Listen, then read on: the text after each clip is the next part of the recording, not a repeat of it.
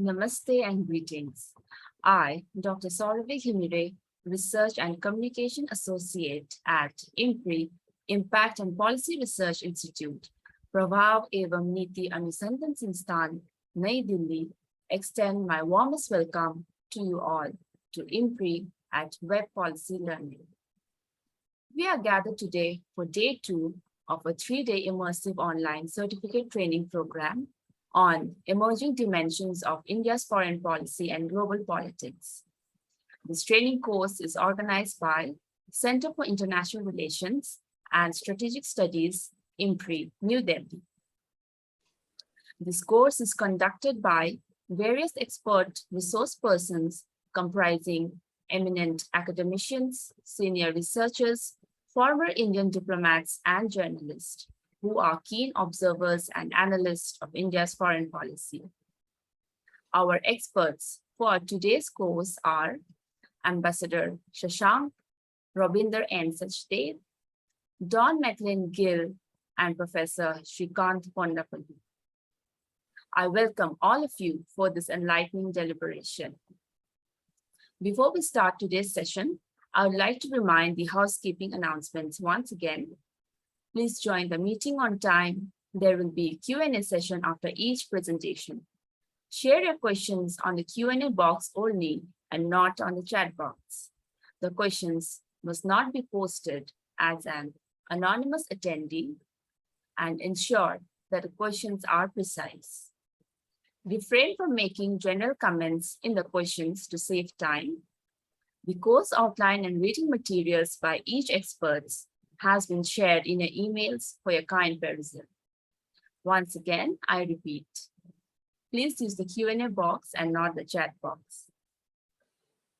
Now, without any further ado, let us start with our first session. The distinguished expert for this session is Ambassador Shashank, IFS retired. Sir was the former Foreign Secretary, Ministry of External Affairs, India. This session will be a live interaction with the ambassador, and I will put 2 or 3 questions for Sir before we start interacting with the participants. And in the meanwhile, I request all to be ready with the questions for the ambassador. Welcome to IMPRI, Sir, and this course. We hope to learn a lot from this interaction. Thank you. Since it's a live interaction, and as a foreign policy enthusiast myself, I would like to put forward a few questions to start the session and learn from you, sir. So my first question is, how do you assess India's foreign policy in the last 2 decades as a diplomat? I'm glad you have asked this question for the last 2 decades, because international relations have been changing so rapidly and foreign policy has to be dovetailed. There are certain constants of the foreign policy which depend on the domestic requirements, domestic ambitions, objectives, etc., and the type of government that we have and the countries with whom we want to establish relations. Obviously, we want to have the closest of relations with our neighbors. We have to keep in mind also the great powers in the region and see that whatever ambitions we have and objectives for our people, for our government, for our country, we are able to keep it moving forward. In the last 2 decades, especially, we find that there are 2 immediate changes at the end of the century and the beginning of the new one.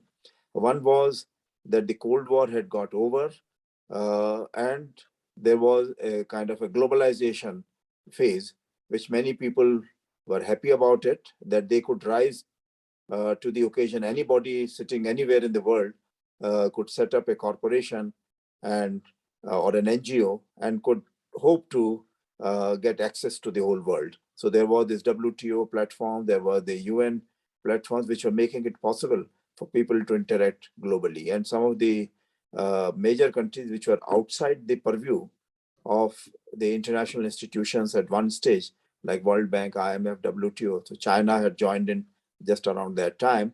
And therefore, Russia was also interested in joining. So therefore, it was possible to have those relations in a different, on a globalized basis. So that was one thing. The other one, of course, was the end of the Cold War and how the strategic environment around India changed on that basis. So these were the two things which we had to keep in mind. On the economic side, we developed strong relations with the ASEAN countries, with the East Asian countries. So now you have, for example, India ASEAN uh, frequent forums, annual meetings. Recently, I think we had the 20th anniversary dialogue with ASEAN countries. The second one was on the Asian side again. There was the East Asia Summit. There was also the idea of supply chains relationship in the Asian side, and that was earlier programs had been set up with the American participation. But since the Americans moved out, then I think the other Asian countries decided to have this RCEP, Regional Cooperation for Economic Cooperation. And I think there India was participating in it, but ultimately we found that our Atmanirbharta campaign would get affected if we were to go in only for the supply chains where China would be a major player. So that was the other major change which came on the economic side. On the strategic side, I would say that yes, initially we had to take into account that our issue of J&K, which we had decided to sort out with Pakistan on a peaceful negotiation basis, on a bilateral basis, we found suddenly that Pakistan was trying to become more active after seeing that Soviet Union had split into its constituent units, and they felt that the Russian state may not support India to that extent. So they started going out for all kinds of activities. So we had the Kargil war, and then we had been having the influx of the terrorists coming from Pakistan or from other parts into not only India, but other neighboring countries also. Ultimately, of course, we found that Pakistan itself suffered because then the Pakistani terrorists decided to make Pakistan a truer Islamic state of their image, not what the military generals in Pakistan wanted. So this is the other change which had come about in the last 20 years, that the dialogue within Pakistan is no longer that the ISI or the military rulers are the constant behind the political rulers. But behind the military, there is also the ISIS, there is the Islamic State for Khorasan and Pakistan. And we also have the new changes. Then we also did on the strategic side, the Quad, that is the Indo-Pacific concept was accepted by the international players. Americans became keen on the Quad partnership, which was, I think, started by Japan. And Australia had at one time been positive about it. Then they wanted to pay more attention to their relations with China. So they became a little lukewarm to it. But I think once the Americans became active on this side under President Trump, I think Quad really gathered momentum. Finally, I would say that the major change which came about was pre-COVID and post-COVID. I think COVID affected most of the countries in the world.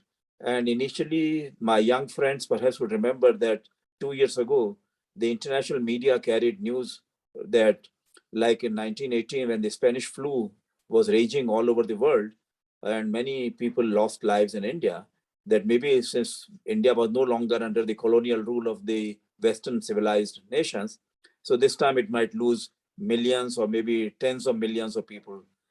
However, you would all be happy that we are all here, and COVID phase is more or less over, that Delta variant, and now of course we have the Omicron and others. But the point is that we have been able to develop our own vaccines, our own booster shots. We have also helped other countries in the region, our other friendly nations, through the United Nations also. And that has given a lot of confidence to the Indian people and Indian government that they can cooperate with the other countries on an equal basis. So this is what has made a difference, that India has come out as a health security provider to the whole world, because we found that even India was being offered international vaccines at usurious rates and with unacceptable conditions behind those rates. So India did not accept it, went in for this. Many other countries accepted those usurious rates and suffered.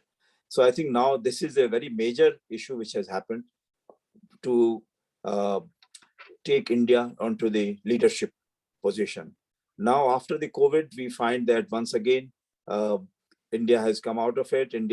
We have the Ukraine conflict, where Russia had been telling the European partners, because there was but one time the European concept of a common European space, where they would be able to take advantage of the resources available there, technologies available there, and have better relationships among the European countries.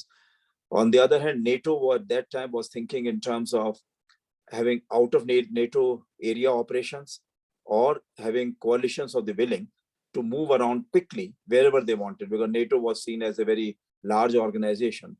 But here they found that since these two powers were rising, one was already a superpower and was trying to find a role for itself. There's Russia as a superpower. The third power, which was coming up very rapidly, was China, and which had not only got the technology and economic wherewithal, but also they had made their own plans that by 100 years of celebration of the communist rule in China, that's 2049, they would like to overtake every other country and become #1 country in the world, especially in Asia Pacific. They would rule supreme. So I think, therefore, we find that the Americans decided that they should perhaps go for the European scene, have something in Europe, and try to make sure that China do not get the support of the Russians in any case. And Russia, if they can be weakened, that will somehow reduce the military muscle of all the other countries. I think this is the scenario where we are right now. We have tried to keep out of this conflict. I will only say that that is mainly because of the economic reasons. Secondly, it is also because of the strategic reasons that Russia has been a reliable, trusted friend for a long time.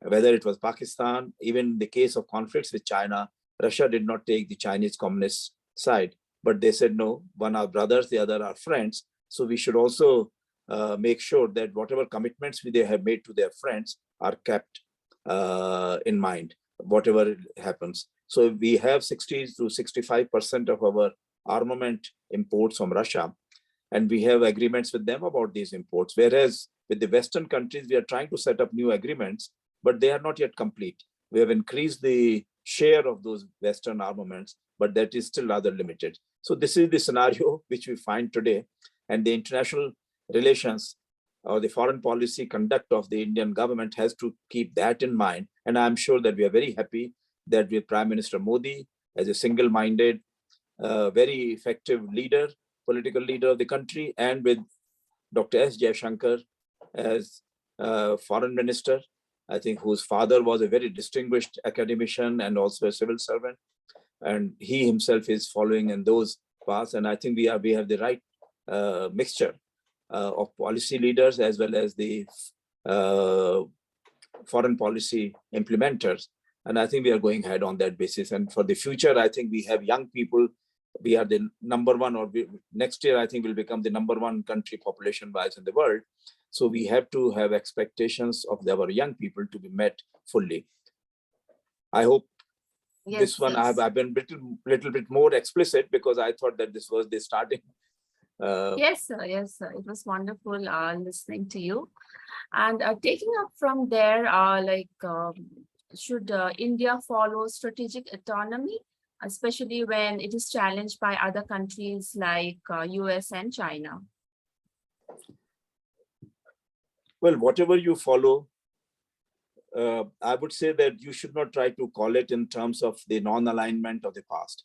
We had followed the non-alignment initially. There were very many reasons for that. One was that we had just emerged as a post-colonial era. We were one of the leaders at that time. Other countries came much later on the scene, and therefore they were looking towards India for leadership. But in the international affairs, all these developing countries counted for very little. So therefore, we felt that if we were together, and our policies would then be articulated much better together rather than individually. And so that was the reason why non-alignment was taken up. And I must say that became quite successful, even though success of non-alignment also meant many failures of the non-aligned movement, because it became too large, too unwieldy. And secondly, it was possible for the other countries which wanted to have their own say in the world affairs to be able to pick out a few groups of countries from non-aligned movement and keep them away from whatever the non-aligned movement wanted. So we found that gradually it was becoming less effective. So therefore, we came to the other area that we started building regional alliances like the ASEAN. So they became the issue-based alliances or partnerships rather than non-aligned movement, which was a broad in a framework. Now, when we talk of strategic autonomy, generally we have something else to say. But people who on the other side, they understand that maybe we are once again going for non-alignment 2.0. And either we should explain what we mean by strategic autonomy, or much better that we leave it to other countries to decide what they want to do with our policies. Because we are a democratic country, perhaps the largest democracy in the world. We have been fairly successful. Secondly, when we find that as a result of the COVID crisis, the Ukraine crisis, many South Asian countries, starting with Sri Lanka and now perhaps followed by Pakistan, they are suffering very badly. Many people are wondering as to how India has come out of it so well. So therefore, strategic autonomy does not describe that policy effectively. So we have to keep that in mind, that what we have been doing is that the aspirations of the Indian people are no longer based on what others are asking us to do, but based on the requirements of our own people, because we know that we are going to become a unique country with a democratic setup, with the largest population in the world, and countries which has a lot of scientific and technological achievements to its credit, and also has a long civilizational heritage, which has remained unbroken for all this time whenever we have been under colonial or other foreign rule. I think this is these are great achievements, and India has to build up on that. So a strategic autonomy, if that means that we are able to carry out our foreign policy according to the aspirations of the Indian people, while keeping in mind that we have friendly relations as far as possible with all the other countries, but we find specific countries on specific issues where we can collaborate very, very closely. So for example, we closely collaborate with Israel. Now we have recently set up I2U2, and there we have some Arab countries joining hands. So we have Israel, we have America joining hands. So I think this is a new kind of a relationship which has come up. Quad also is another one. So we are not in AUKUS, for example, India, Australia, Australia, UK, and US. So AUKUS is a security organization. It's almost like an extension of if what the Chinese have been talking about Quad as the Asian NATO. So this is real Asian NATO, AUKUS. But Quad has different meanings. And therefore, we have to carry on with these kind of organizations. So autonomy means that we are not ekla chalore of Rabindranath Tagore variety. No, we have to be totally united with the world, and at the same time carry along those people, not impose our position on them, but not allow them to impose their positions on us. Thank you, sir. And how do you see India as a prominent power in the new world order? Well, we have this difference between our achievement on the international stage and our domestic public opinion or political opinion has not been able to keep pace with the international developments. And sometimes I find that this is the challenge for India. And what you are doing right now, and many other think tanks in India are doing, interacting with the younger people, getting hold of the senior experts to bring them together so that the international views are fully brought into focus with the national debate, whether on the television, whether in the media, whether in various other circles, academic circles, etc. So this is how it will go. So we are in the beginning of this era when sometimes the national debate overshadows the policy parameters which we have laid down for ourselves at the international level. Secondly, we find that many of these people who can be influenced initially internally in India by foreign NGOs or by foreign countries, somehow because of our democratic setup, they are able to divert the dialogue from the main objectives of India, even in the international relations, even in foreign policy. The most relevant example is of China, because there was a time when we said that we will not promote our relations with China till we are able to sort out our bilateral relations on the borders and the territories, large territories occupied by China. Chinese were able to persuade us, saying that no, let us go ahead. We are Asian countries, we must improve our economic and other bilateral relations. And gradually over a period of time, when we have become slightly more confident, both sides, then we can take care of the other issues also. But I think time has come, because we find that China is now using that platform in order to do its muscle flexing with all the neighbors. And secondly, with its BRI initiative, which is sees as a handle to make it into #1 superpower in the world. They have given a lot of loans to many countries all over the world. They have tried to set up their infrastructural linkages all over the world, starting from China. So something like a Chinese Marshall Plan. And they are going ahead in this. This is not helping us at all. This is not helping those countries. And India finds that, well, this is the situation which we have to keep in mind. We have to come out of it, make sure that there's an alternative available to the world, and especially to Asia. And we are very happy to see that Japan has joined hands with us for the Asia-Africa Growth Corridor. We find that recently in the Quad meeting, a decision was taken that we should really carry out operations all over the Quad region, Indo-Pacific region, to have technology upgradation, to have whatever else we can contribute to those countries. So I think these are the ways so India will become a provider of technology, knowledge, and support to whichever country wants to follow a democratic path, whichever country wants to find an alternative path to development and not be totally dependent on the traditional, their Western old colonial masters, or the Chinese who are likely to be the potential colonial masters in their countries. Okay. Thank you, sir. With these 3 questions, I would like to move ahead on the participants who have raised some question on Q&A box. So in order to learn and gain from a distinguished expert, Ambassador Shashank, I request all the participants to put their questions and make this interaction as lively as we can.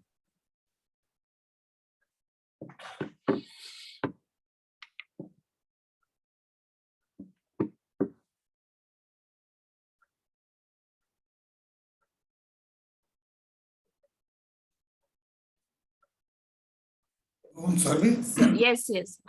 So I will go ahead with the question, Ambassador Shashank. Yes, please.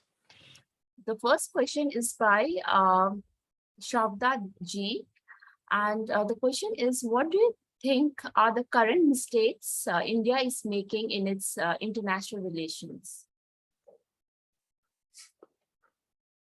Can you be more specific, like the mistakes which you have in mind? Maybe we'll take that later. Then we'll move on to the other question, sir. Yes, please. This is by Inka G. And the question is, do you see people-to-people connect making a positive impact in India's relationship with its immediate neighborhood like Myanmar, Bangladesh, and Sri Lanka, etc.? You know, as I started by saying that in international relations, we have to go according to the international environment also. So the same thing applies to our immediate neighborhood. We don't want to change those government models. We prefer for ourselves a democratic model and a friendly interaction to achieve the objectives. In the case of, let's say, Myanmar, we have this situation where we would have been happier if there was a democratic government in in Myanmar. But we find that the military has been ruling over that. There might be compulsions for the military to do that, because I think after all, Aung San Suu Kyi, who is the democratic leader there, her father was also the chief of army staff of the Myanmar army. So they are from the same families. She should be respected by them, not be put behind bars. But whatever be the reasons, India has this compulsion that we have in Myanmar as an important immediate neighbor.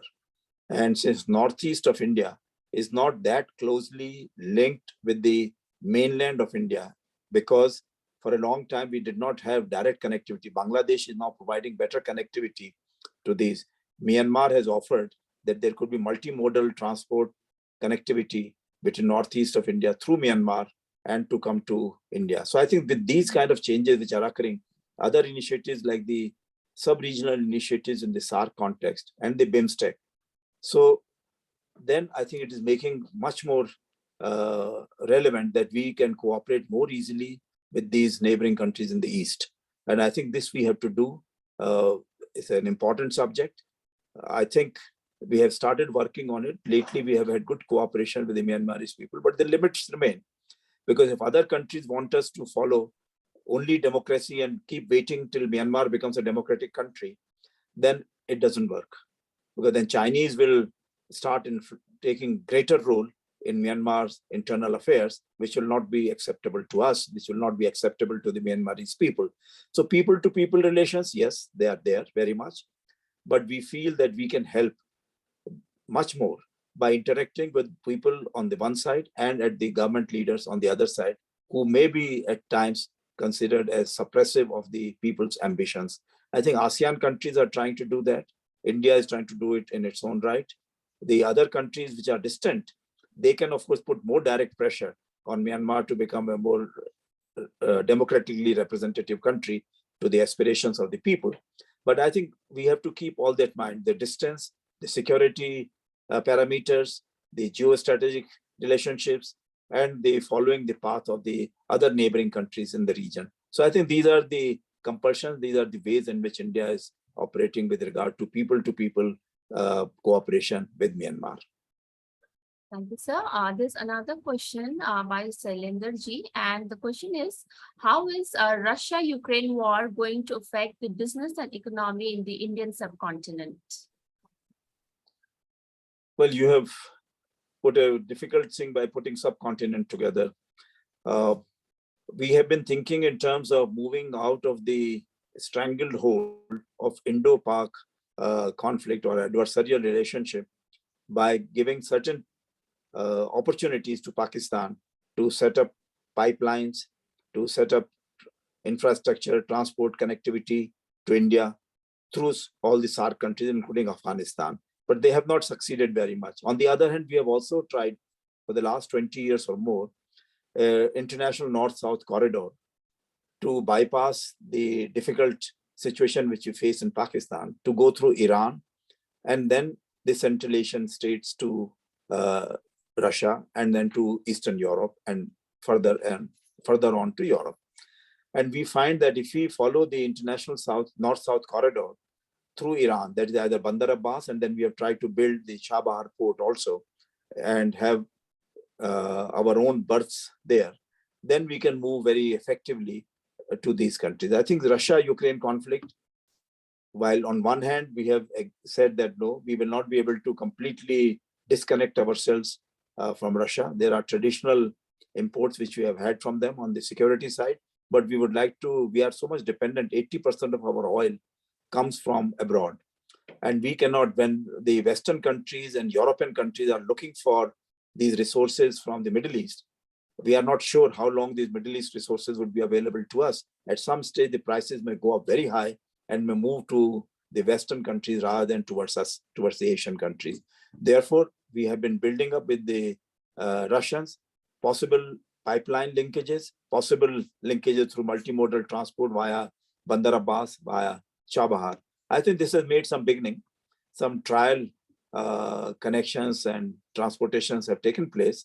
I hope that we will be able to move further ahead on this. And I must tell you one thing which I do not know what will be the final end, but at least we have seen recently the US Congress has initiated and approved some proposal that CAATSA, which is a sanction set up by the US Congress against any country cooperating with Russia, has been, a waiver has been approved or has been submitted to the president for his approval, so that India is excluded from this CAATSA sanction.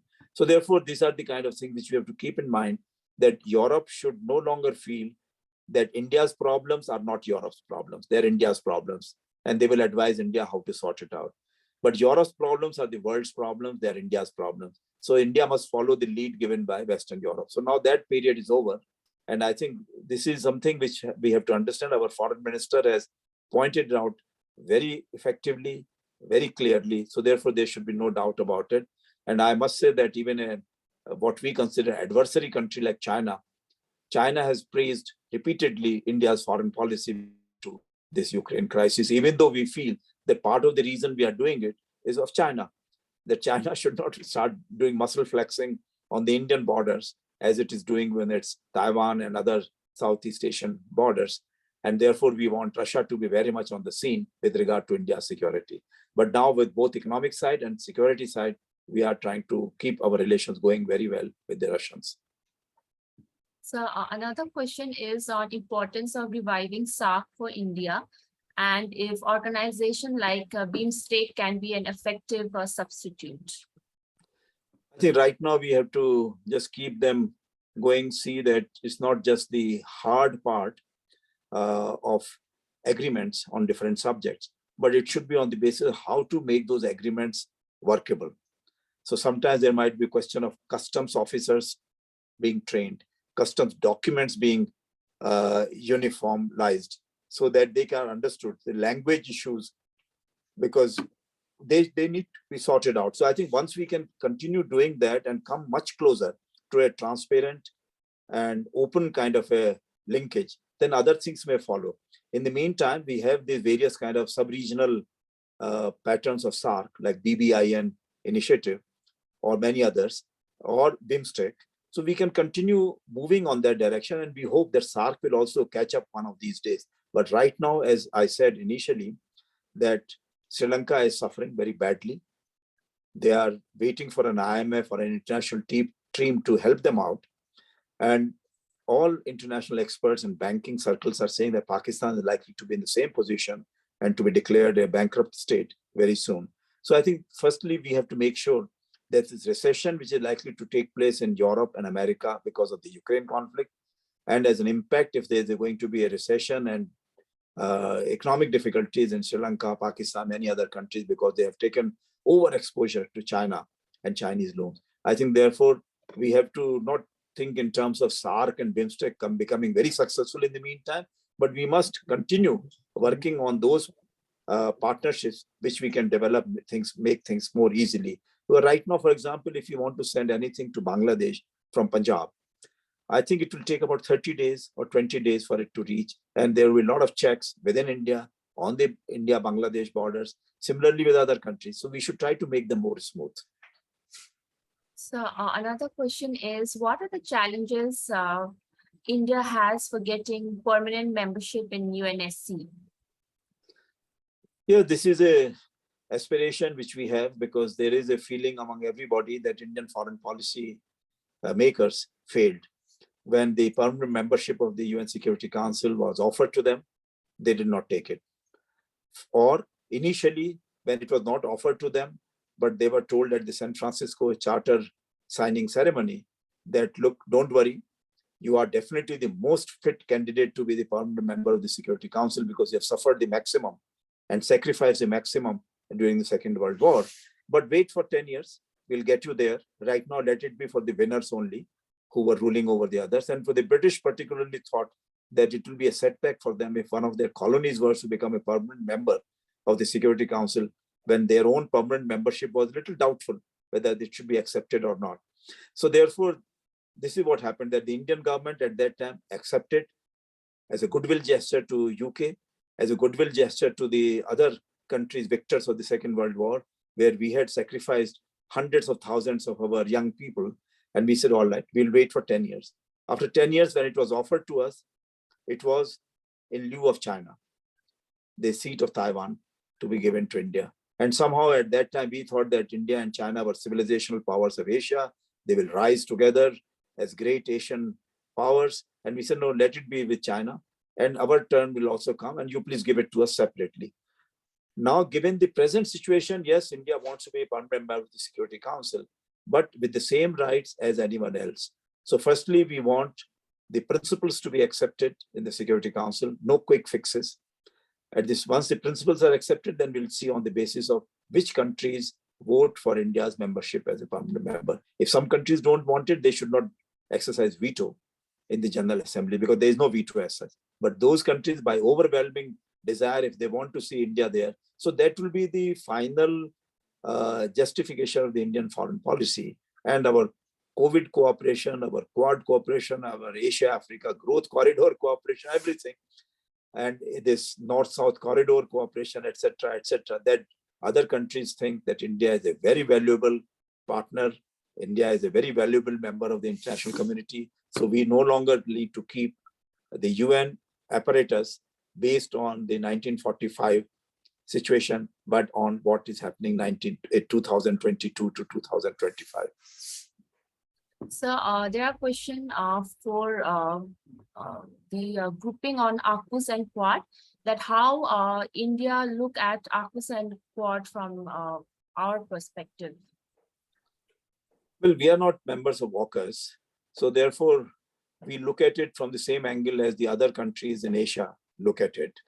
Not necessarily China, because it's supposed to be China-centric, but like any other Asian country. As far as Quad is concerned, we don't see as a parallel to AUKUS, but as a supplement to AUKUS, we can see that yes, if it can help keep China as a friendly Asian neighbor, if it can promote cooperation in high technology spheres in Asian countries, and consider the whole of Indo-Pacific, means the whole of Pacific Ocean and Indian Ocean, and all the states are covered there, so that India's threat perceptions, not only on the eastern side, but also on the western side and inside the country, because of the western penetration of India's borders, we should be able to take care of, which means terrorism to be effectively countered, which means that the Chinese bases being set up in different countries to be effectively countered, and Chinese muscle flexing to be effectively countered. So that is what we would like. We would like to have friendly relations with others. If Quad can help in that, why not? We have been sending our professors, our researchers to US and UK setups, let's say cyber, space. So in NASA, we have very large number of Indian experts. In the various technology setups in the Seattle area, we have a lot of Indians working there. So I think these are kind of things which are happening, that India as a civilizational power, it has been sending out bright people all over the world. So now time has come that we feel that India's technology platforms, India's bright people should help India also to be friendly. And so this is the expectation from us from AUKUS and Quad, that AUKUS should not lead to an actual war. What is happening in Ukraine, we don't want to see a similar thing happening in Asia. We have just seen in Afghanistan that USA was involved, NATO was involved, European powers were involved. Now they have all gone away from there, leaving $80 billion worth of armament in the hands of the Afghan people. So the Afghan women and Afghan children, whatever they had achieved, it has all gone to zero. And they are once again back to their burqa, they are once again back home, and they are not members of the Afghan society fully. We have a lot of questions coming in, sir, but we have How many paucity more of minutes? time. So we have another 10 minutes, and Okay. we have like quite a lot questions to cover. So I'll just tell you in brief. Alokji is asking how is India's Act East policy helping India in the Indo-Pacific, and how is it different from locus policy? And there's another question who's asking what is the balancing, what should be the balancing relationship between US and Russia be from the Indian side? Okay, I think these are the two good final issues to take up. Look East meant that we were trying to follow a policy to activate our relations with the countries on the East. But we were not able to fully convince those countries in the East that India was really looking towards East and towards those relations, because India always wanted to develop relations with the West and has always decided to develop relations with the West over the last several hundred years. So therefore that habit continued. Indian industrialists would still like to cooperate with the Western companies. Indian students would still like to go to all the Western universities and setups, technology setups there and work there. So I think this is what was the difference. Now, Act East meant that we wanted to have an equal importance given to our East Asian relationships, our Eastern neighbors' relations with India. And it is partly our own requirement, partly of the Western countries' requirement also, because they say that India would become a more valuable partner if you really act East. So who was it? I think it was Madeleine Albright who first came and said, look, please don't keep looking East, act East. So that is how we had to then move towards this policy on a more effective and more energetic basis. But I think now that we have done, we have come back to, because of COVID, because of the Ukraine crisis, because many other developments, we have come back to Atmanirbharta campaign, because there are the supply chains which are set up among the Southeast Asian countries and East Asian countries. The supply chains gradually all led towards China. So we were a little bit afraid that it will not help us if we were trying to compete with China on the same basis and 10, 20 years late. So therefore, we kept out of it. But the point is that now many of the other countries like Taiwan, like Japan, many others, they are now going back to their own countries, and they're giving much greater facilities to their companies to move out of China. So therefore, they're not doing it for them to come to India. They're doing it for them to go back to China. Americans are doing it for companies to go back to America.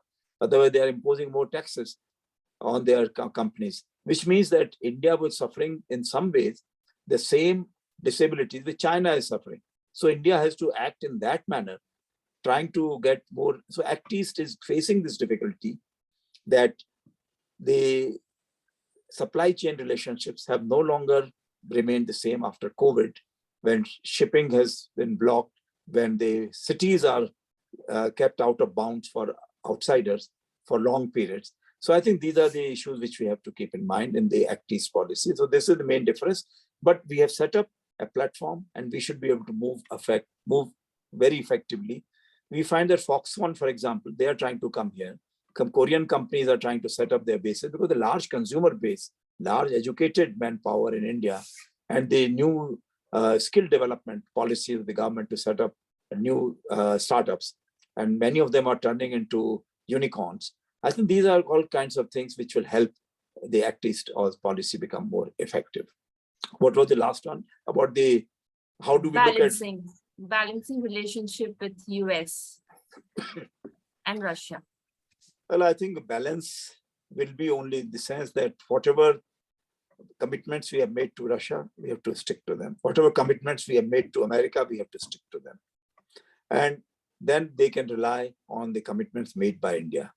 Otherwise, if we do what Pakistan had been doing when the Soviet Union had collapsed, Pakistan was making all kinds of promises to the Americans, taking billions and billions of dollars from them to promote American interests in Afghanistan and other parts of Asia. And what was happening, that ultimately the Americans came to realize, and President Trump's words, that Pakistan was making a fool of the Americans, that the American soldiers were dying in Afghanistan because of what Pakistan were doing, and they were collecting $18-20 billion from the Americans for this. So this is what we don't want. We don't want Pakistan to be replaced by India. Many people in American foreign policy establishment think that India could be a good successor to Pakistan. And what they could not achieve with Pakistan by giving them billions of dollars, maybe they can achieve it with India. But I think what they are to be understood that India is thinking in terms of a completely different pole, you might say, in Asia and in the world, has a completely different outlook. So that has to be understood. So that is the difference, that Russians have come to understand that these are the limits to which they can go with India. Americans have to still understand it. Europeans were controlling India at a time when India was nowhere on the scene. Anybody who tried to create problems with the Europeans or the British, they would be put either in Andaman cell, or they would be hanged, or maybe put in Mandalay or other places where they would suffer TB and die out of TB. So I think this is the old. Now the new era is that Western countries with whom we have developed many commonalities, where we want to develop very close relations, but they have to understand India's aspirations. And I think this is a challenge for the young people. I'm leaving this final message for the young people who are following your course, that they have a great task ahead of them. I wish them all success. Thank you, sir, so much. And this is one really important question by Nagaraj. He's asking, what is your advice for the future civil servants to make our India a leading power? Well, I think civil service please, what we want, more governance, less government. This has been the model for a long time, but doesn't happen. Because the government means more government. And especially civil servants and foreign service people also become civil servants when they come back home. We have to look backwards. So we look at the acts and bills which were approved 100, 150 years ago in a completely different environment. And over the last 100 years, they've added many more regulations. So how to come out of this? So this remains a challenge. I think the government of India has started with some very, very new, novel changes. One is the NPS, that no permanent pension, but NPS, you also contribute, government also contributes, something like what happens in the private sector. And that will assist the private sector also to grow and the public sector also to grow. Secondly, on the army side, Army, Air Force, and Navy, they are not seen as job provider. They should be seen as security providers. And security will depend on the kind of technology requirements which are there, whether they are in the space, whether they're in the cyber world, whether they are on the technologically more modern armaments. So I think this is what is required in civil services. Civil services perhaps will be the last ones to reach that level, because every time we start our notes, we say that, okay, this is what we had done in 1880, and now we have to work on that basis. So that has to change. Foreign policy, when we are dealing abroad, we don't deal with that. We see India has to reach this level. How do we reach that level? That is how we have to build up the relationships. So in many ways, our young people and our foreign service policies, they work in tandem. The civil servants move in a different way. So therefore, I think this is one big challenge for us. And if you remember that when George Fernandez was the defense minister, every time any file from defense setup came for sending any scooters, ice scooters, snowmobiles, etc. to Siachen, the undersecretaries in the finance department of defense ministry would reject all of them, saying we don't have any money, very poor people. So he would say, okay, take those people, put them on Siachen. So anybody who had to take decision on financial matters in the civil service was straight away put in Siachen Glacier and say, okay, now you see what is like. So I think that is also important, that our civil servants have to interact much more closely on one side with our defense, on the other side with our private sector. Once we can achieve that, I think civil servants will move much better. But that is for the future. I've told you the past has a lot of baggage, which we have to somehow take care. Thank you, Ambassador Shashank, for this lively interaction and taking up all the questions from the participants. Even though we had to move ahead because to keep the program on schedule, we missed out on some questions, but we can take that later, maybe through emails. And now moving on to the next session, our next distinguished expert is Rabinder N. Sachdev. He is the founder, president of the Image India Institute. And Mr. Sachdev's topic is a new meta-narrative of India's foreign policy in the 21st century. We welcome you, sir, at IMPRI, and please go ahead with your presentation. Thank you so much. And, it's going to be very, very tough to follow on Ambassador Shashank's, a wide and wise experience and the questions that he shared or the thoughts that he has shared. He is somebody who's been, I've had the fortune of knowing him for the last maybe around 20 years off and on, sometimes on US-India relations, sometimes on media panels, but his is a very, very wise voice, very collected thoughts. So it's going to be tough for me. But sure, thank you so much, and thank you for the audiences. I would say that you folks have put together a very interesting program. I don't know if there's something like this happening before or not, but to bring together, I see a large number, about 80 plus people attending across the country or maybe out also, looking at the emerging dimensions of India's foreign policy and geopolitics. So thank you once again. I have made a small PPT, so I would like to kind of see if I can share that on my screen. It will act as a guiding point for my talk. Could I go ahead and see? Yes, sir. Please go ahead. I'll have to do that with a share screen, right? Yes, sir. Okay, share screen. Okay. It's working. So you can go full screen. Yeah, that's what I need to do. Yes, sir. One sec. Okay, are we there now? It's not coming full screen. I made it full screen. So you can maybe click it again. I'll have to one sec. I just made it full screen. It should be. Okay, so you can stop the share, then try sharing again. Sometimes it happens. Yeah, sure. No, just a moment. Let me try full screen again. Is it full screen now? It must have popped up into another file. So you can stop share and then share again. You'll be able to see the full screen now. Yeah. Okay. If I stop and I go again to share screen. Yes. Can you see the full screen file?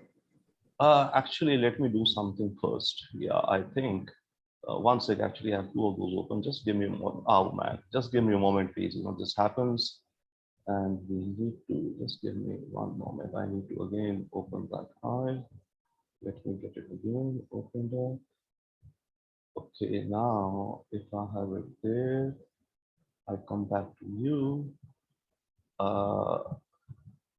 I need to. Let me see. If I do this.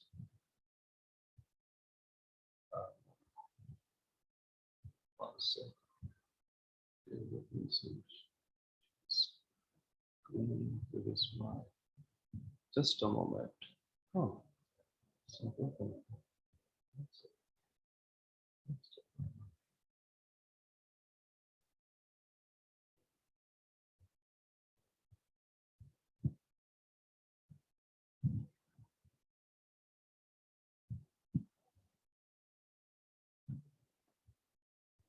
Just a moment.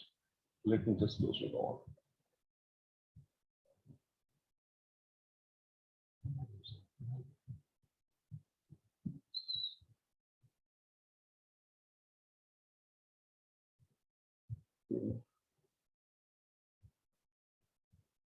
Now, at least the PPT is there, but not full screen, maybe, right? Yes. Yes. Okay. Now, Go ahead. I mean, maybe we can go with this only. I'm trying, or let me try one more time. Share full screen. Okay. No, perhaps it's still not full screen, right? No problem. Okay, fine. So we can go with this, maybe, right? It's Sure, visible sir. to the Yes, audience. sir. Yes, Sure. sir, it's visible. Thank you, guys. Once again, okay, so fair enough. I mean, the topic, big picture that you are kind of digging into, and all these eminent minds and inquisitive minds, and we all are students and learners, is about the emerging dimensions of global geopolitics, right? My take on this, what I thought to talk about is, I beg to submit that India needs a new meta-narrative for our foreign policy, with all due respect and with all due, discussions and arguments due, of course, of our foreign policy. Now, the outline on which I'm going to talk about is, we have, Vasudev Kutumbakam, right? Which we all kind of look at. I argue that this is a weak paradigm. Then I talk about little bit about opto-politics. Then I talk about Kalyug 2.0. Then I go into what I think would be a better meta-narrative for the world of today and India, which I argue is live and let live. And then I also talk a little bit about hope, because I think in world affairs right now, hope is one key aspect. Then I do some little case studies on public diplomacy also. Are we with us? If the host can say, are we going okay? Yes, sir. Thank you, ma'am. Okay. Now, my first point straight off, I beg to say that Vasudev Kutumbakam, which is, the overarching message of our foreign policy for the past maybe many decades or as and when, is a weak paradigm. The reason I say this, from a communication point of view, it is ineffective messaging. It gives no roadmap. Vasudev Kutumbakam means the world is one family. Okay, the world is one family, sure, but what next? There is no next to it. It gives no direction or leadership or hope. And it's an incorrect metaphor. Don't you have killings within families in history, sons and daughters killing each other, fathers, parents, child, etc.? So how can the family Though in a big noble perspective, I agree, one understands, yes, the unit of a family is an amazing unit, but the world is not one big family and has never been and never will be. And within families also there is violence and familial killing. Siblings kill each other, parents, sons, daughters, send them to prisons. History has been enough. So that's my core argument why I say Vasudhaiva Kutumbakam is a weak paradigm. One, family is an incorrect metaphor, that's one. And second, I say from a communication point of view, it leaves the audience with nothing about what next. Okay, fine. Let's say we have a hall full of people right now, 80 folks listening. I say to you guys, world is one big family. You nod your heads, yeah.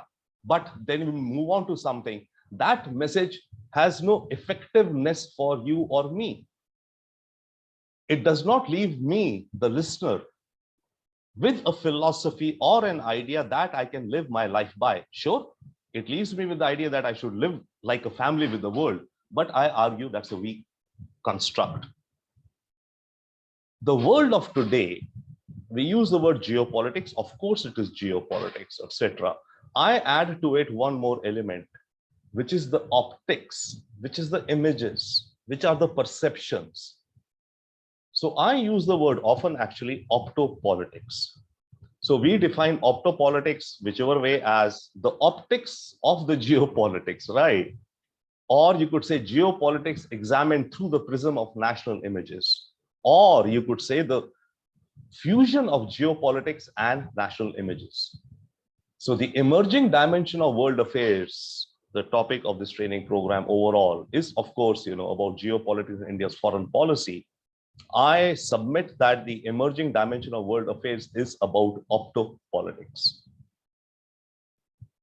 Next, one big aspect I point out, I feel that what we are living in now, 2020 onwards the year, is, let's say, something like a Kalyug 2.0. And the reason I say, in our Hindu, thought, we are living in a Kalyug, right, of over thousands of years. And after this Kalyug, some other Yug will come, which will be another Yug, whatever, right? But within this Kalyug, we are right now in Kalyug version 2.0. The reason I say that, firstly, the first ever time in human history, the same danger has hit all corners of planet at the same time. Never before. No pandemic. 100 years ago, we say was a big pandemic. Where was it? In Europe or US, or the Black Plague in Europe, etc., or in India, World War in some parts of Europe, Africa, Asia, etc. But never before has the same danger hit every person all across the planet. Be a person living in a cave in Tasmania, or in a penthouse in New York, or in a house in Delhi, wherever. This is the first time ever that humanity has faced the same danger simultaneously. It's never before happened in history, unless maybe some asteroid had hit the Earth overall, which I don't know. One. So it's the first time something like that has happened. And we are coming out of it. Second, first time ever in human history, again, over tens and thousands of years, we may have had floods and all, earthquakes and all, etc. But the issue or matter of climate change has become real. Climate change is now knocking our doors. Be it your subways in Belgium or Brussels, or your forest fires in wherever, Sydney, Canberra, or California, or floods in Bihar, or India, or China, wherever. Suddenly, climate change is real. Okay, where it was never before even expected. And thirdly, the most powerful ever empire in human history, the United States ever, does not want to give up its #1 position and is bracing itself to battle the challenger #2. So these three combinations, in my mind, have created a new world starting now after COVID. So in the context and the background of this idea of Vasudhaiva Kutumbakam, the world is one family, or of course we are all on this planet, and now the world is rebooting in a sense after it's a major reboot. I argue that Indian foreign policy and global geopolitics must adhere to promote a message which is live and let live. Each word I will highlight what I mean. Live well, live healthy, live safe. After COVID, I think all of us have become much more aware of our own health also, right? And the idea of life itself, a safe, secure life. And also I mentioned happiness 2020, that's something specific, but let's say with happiness or some sense of happiness. Live. Second part, and let live. Let the other also live safe, healthy, and with happiness. I live, I let you live. You live, you let me live. And I put an asterisk in this live and let live, and wonder, I hope you guys can see it, let live, asterisk. I don't mean it as a laid back strategy, yeah, just take everything coming by, no. If you do not let me live, I will do something, of course. I mean, India's case in Galwan, let's say our soldiers who gave up their lives was probably this principle, I would say. China, you let us live. If you do not let us live, we will do something, because life is the most primary aspect that we all know. So live and let live. It applies all across, between and amongst individuals and within families. Now let's come down to the idea of a family also, right? Within a family, what do? You live and let live. Your parents understand you're being goofy, fine, they adjust. You adjust to your parents, sibling, rivalry, etc., whatever. Live and let live is the core of our lives. So you live and let live amongst individuals, amongst communities, and between nations. And COVID has also taught us, and climate change is teaching us, live and let live with Mother Nature. If you let Mother Nature live, Mother Nature will let you live. If you do not let Mother Nature live, Mother Nature will obviously do something. She will not let you live. Okay. So the time is not only ripe, it is needed that India's proactive leadership at this crucial juncture of world history should talk about the principle of live and let live. And this, by the way, totally ties in, is part of our spiritual legacy. This is what the world expects from India, a leadership, an actionable, big picture idea. This is what India should put forth. As an example, now I move quickly. A case study of live and let live, theoretical, or actually I'm working on it. One approach to, let's say, looking at the India-China border dispute, right? So what we are saying to the world, that everyone, you live and let the other live. Russia, Ukraine, live, let live. Stop the war, live, let live. Whatever happening, live, let live. China, Taiwan, live, let live. Let's start with that premise. Now, India-China boundary dispute has, of course, huge legacies and is a huge issue. But let's say one simple approach, if I were to take, and by the way, India-China relation, sure, we will be marshalling all our assets, resources, military might, and everything else that, all our, governments and leaders are suggesting and doing, and think tanks are doing. We should definitely go. But remember, war. In war, you don't go only with war. You go with a small, offering on the side of, if not peace, you have to have some googlies. So let's say this is a very small minor footnote. We are going, of course, full front ahead confrontation with the Chinese on our LAC issues. But the LAC is undefined. In the sense, imagine the LAC is like a river. It flows from the let's say the west to the east. We say it's 3,488 kilometers. Chinese say it's 4,000 something. We are not even on the same page with regards to the length of this, And then the LAC is like a river in the sense, somewhere it's like 10 kilometers, somewhere 20, somewhere 100 kilometers. On the edge of the river, one side of the river is our military deployed. On the other side of the river bank is the Chinese military deployed. So this river width, 10 somewhere, 20 somewhere, 100 somewhere, 200 somewhere, I don't know, whatever, is the LAC, where we claim somewhere that out of this total width of 80 kilometers, 60 is ours, and China says no, 80 is ours, right? So that's the basic dispute. There are about 40 to 45 such points along the entire LAC where we have such disputes, could be more. What we suggest, and I will argue, again as an example of live and let live, to make a beginning. Let's pick up out of these 40 patches, just one patch somewhere, where out of that total disputed area, not the total even, not the total, pick up maybe let's say 2 square kilometers, pick up 5 square kilometers, which we and the Chinese agree as no man's land, which should not have any military or strategic advantage or disadvantage to the one or the other, right? Otherwise, I will not agree or the Chinese won't agree. If there can be some such. And we say, guys, you know what? Let's say this is a no man's land. Let's declare this as a garden of peace.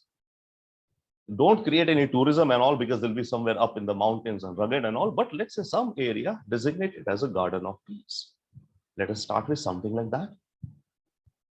An example I can say right now, you know what's happening in Galwan, we have a standoff, back, forth, they've gone these many kilometers and all. Right now in Galwan, I think there is about a couple of kilometers or some such whatever, no man's land where neither they are going, neither we are proceeding. It's a gap out there that as of now is a standoff, you could say.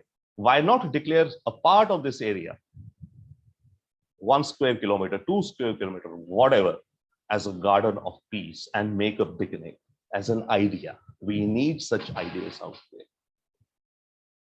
The other thing now I come to is hope. Just like live and life is the core element of human existence, similarly, hope is the fundamental thing which keeps life going. You sleep in the night with the hope that you'll get up in the morning. If there is no hope in you, in me, our life will stop. The number one thing that an individual needs, we need in our life is hope. Okay, now, the world of today, again, the Kalyug 2.2, I would say, has a huge concern and deficit and worries about hope. There is huge mental depression, health issues, which are out there, especially among the young. The future for many, especially the young and children, is very dark. They see climate change, oh God, wars, oh God, extremism, oh God, jobs, oh God, lifestyle challenges, oh God. I know several people, and maybe you would, etc. Folks who are deciding not to marry because they're saying that why should I bring a child into a world which is a dark future?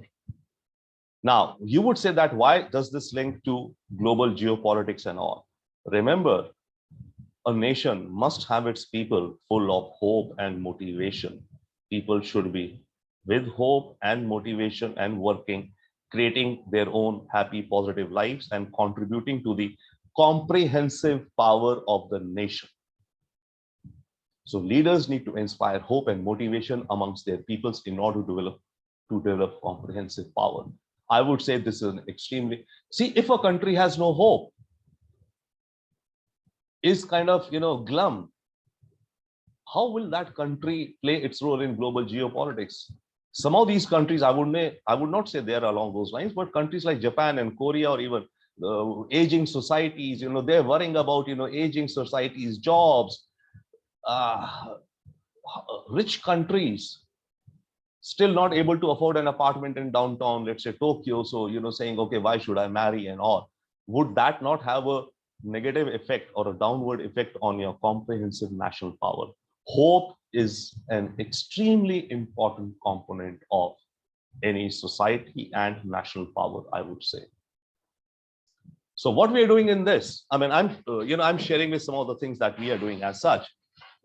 We are running a global movement, which we call as the Global Lemonade Movement.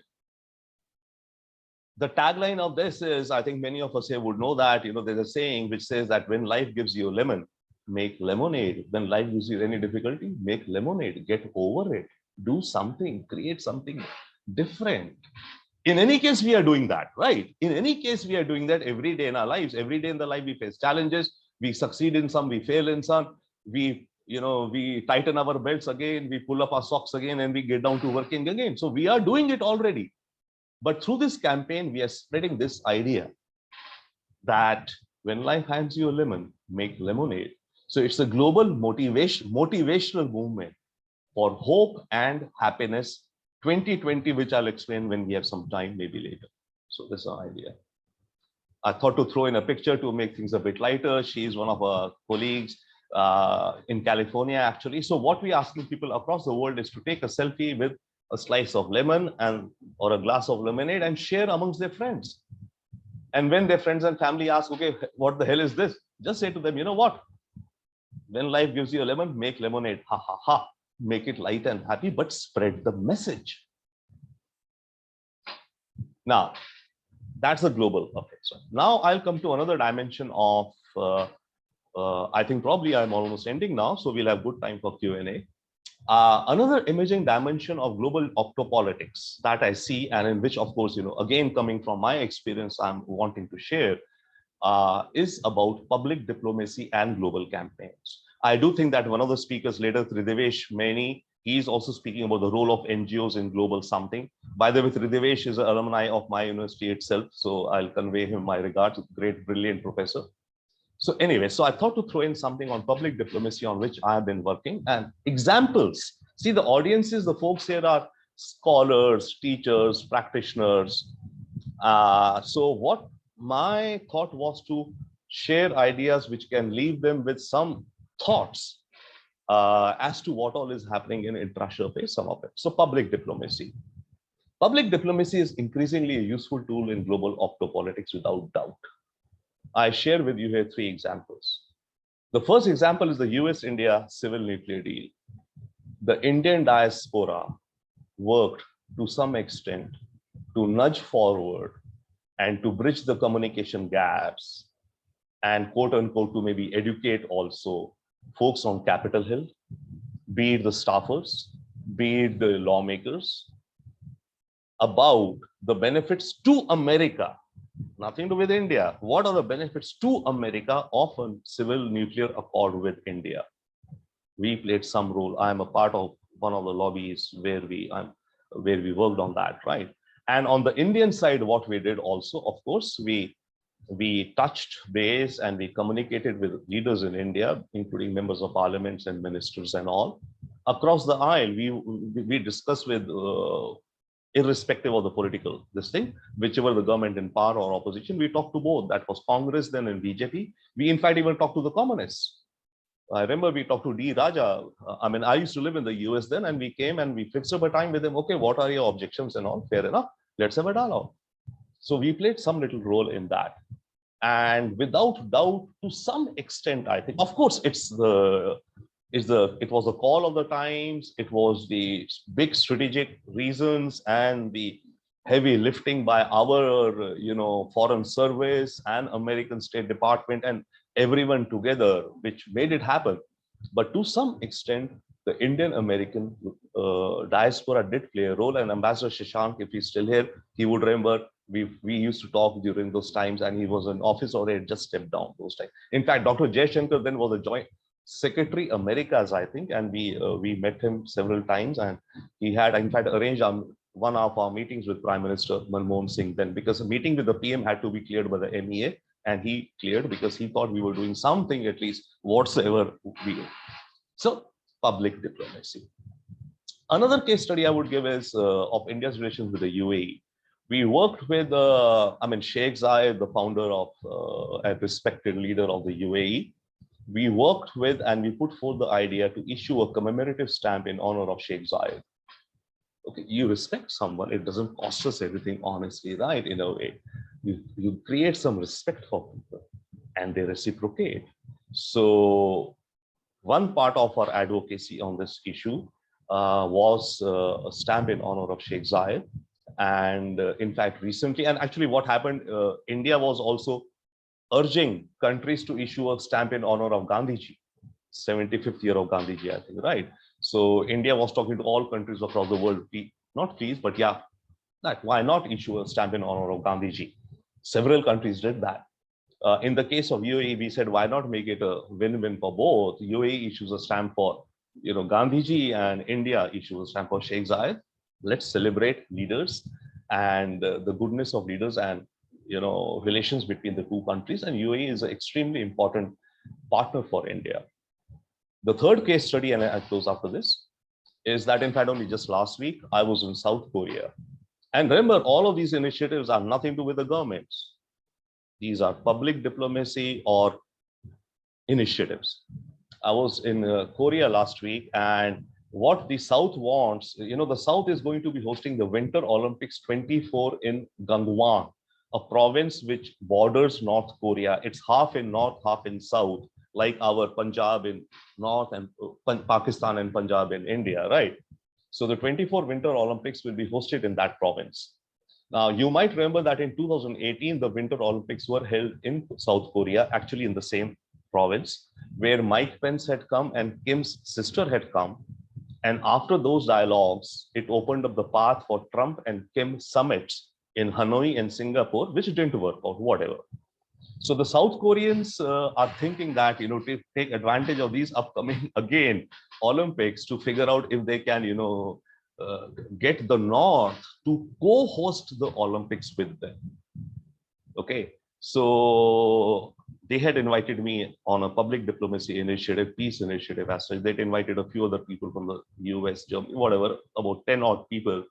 The idea was to figure out ways, what can the South, this province do to, knock and engage with the North, and if the North agrees. We do understand that the present South Korean government is a very hardliner government, right? So that itself is that within Korea, will they agree to, get North to co-host? And secondly, of course, we all know that Kim he brooks no communication, no contact with anyone from outside the North. So those are the challenges which we're working through. But what we came out of it, and it's a case study, I'll say.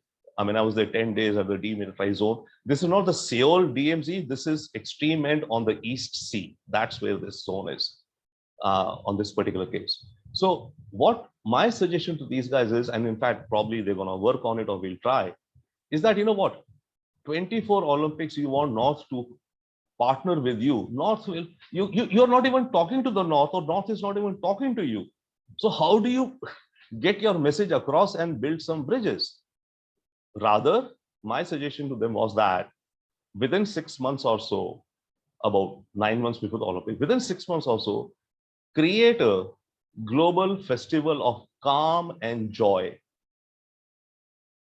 And remember one more thing we figured out often at times, when you want to talk peace, it's not necessary to use the word peace, because the word peace at times puts people off. So why use the word peace? Kennedy called Korea South as the land of the morning calm. Fine, calm is a beautiful word. So create a global festival of calm and joy in that city where the Olympics are going to be held after 9 months. Invite some world leaders, invite some members of parliament, influencers, etc., and invite Kim of North as the inauguration guest of that festival. He may or may not come. He may or may not send anybody. The guy wants some respect. Okay. If he agrees or sends someone, then probably that opens up some of your channels to then next talk to them. Guys, you know what? These Olympics are happening. Would you consider, why not? Let's go host the Olympics. So, I mean, these are samples of ways in which global opto-politics, even with public diplomacy and private initiatives, can be, or with think tanks as yours, IMPRI, could be thought about and ideas lobbed. Lobbying is when we lobby. Lobbying is, I mean, it has certain connotations and all. The way I look at the word lobbying is, I used to play badminton. You lob, or in tennis, you lob. You lob ideas in the public sphere, in the public space, and let some ideas catch on, and then you work on them, and let's see, some work, some don't work. You keep doing, try innovating. This is a picture, I think, about 10 days ago at the DMZ with some of the South Korean soldiers. Thank you. Thank you so much, Mr. Sachdev, for your presentation and helping us understand how simple concepts can help define complex areas of foreign policy. So we have some questions now. The first question is by Indranil Dasji. And the question is, when resources which are limited and scarce in the world, when people attach their identity with a piece of land, and threats to this is an existential threat. How can we employ the live and let live philosophy in such a scenario? How can rational actors submit to compromises in such contested negotiations? True. Thank you very much. You see, people will not submit to the idea of live and let live just for the pure idea of live and let live, right? It would need, point is, this is the starting point. Live and let live would be, to my mind, any contestation, be the starting point to move ahead with what further can be discussed or dialogue opened, or the differences, if not sorted out. And remember, it is not necessary that everything in the world will be solved with dialogue. That's a misconception, misnotion also. America would not be the America of today if there was no civil war in America. America goes to the world, right, saying that let's sit, all democracies sit and negotiate, discuss and solve your problems. Agreed. But if in the US there was no civil war, probably there would be slavery today. So it is not necessary that conflict would be ruled out, or conflict is not necessary. At times conflict may be necessary. Okay, but the point is live and let live as a principle is a starting point. I would say that is one. But yes, definitely yes, everybody again is the same thing. I mean, everybody, I have my core interest to live and my identity, I want to live. Sure, but the counter or the other party has to figure out or has to understand that you have to let me live. And that's where I said, live and let live. And after the second live, there's an asterisk. So if the other party will not let me live, then obviously I'll do whatever I need to do to, live myself. To, if not further, yes, further my interest for what I think, but to live, to survive.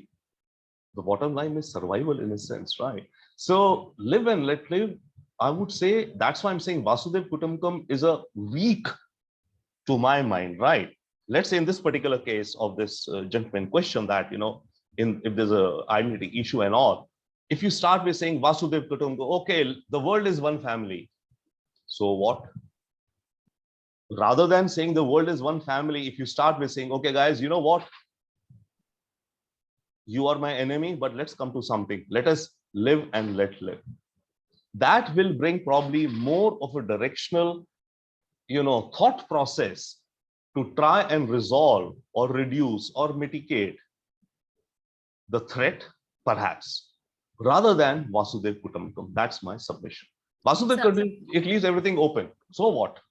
Live and let live give you exact thing, communication point of view. That, okay, what to do now? Live, let me live. Let me live is an action. China, let me live. If we were to say to China, China, let me live, we are telling China something clear signal, let us live, period. If we say to China, world is one family, okay, so what? So that's why I believe that live and let live is a beginning point. And of course, it's never nothing. I mean, there's no solution out there to the issues in this world of today.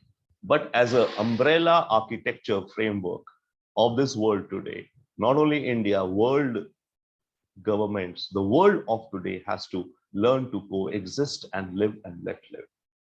So G is asking, how is let and let live possible when IR is so complex and highly integrated?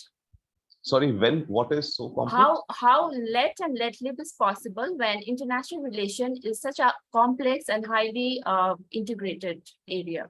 I absolutely agree with him. But I would once again point out that how is Vasudev Kutumbakam relevant? Live and let live is at least a more specific message. That is one. Live and let live is at least a more specific message to the complexities of the world of today, rather than Vasudev Kutumbakam. Let's say today this Russia-Ukraine war going on. If India were to call a global meet, let's guys all meet and see if there can be peace in this region, Ukraine. What would India say? It's a global conference on Vasudev Kutumbakam. It'll be a weak, absolute weak construct. Rather, if India were to say right now, even at the UN and say UN General Assembly, call a global meet. Let us all countries sit down and talk about live and let live. How do we all live and let the other live? That will be more effective what I submit.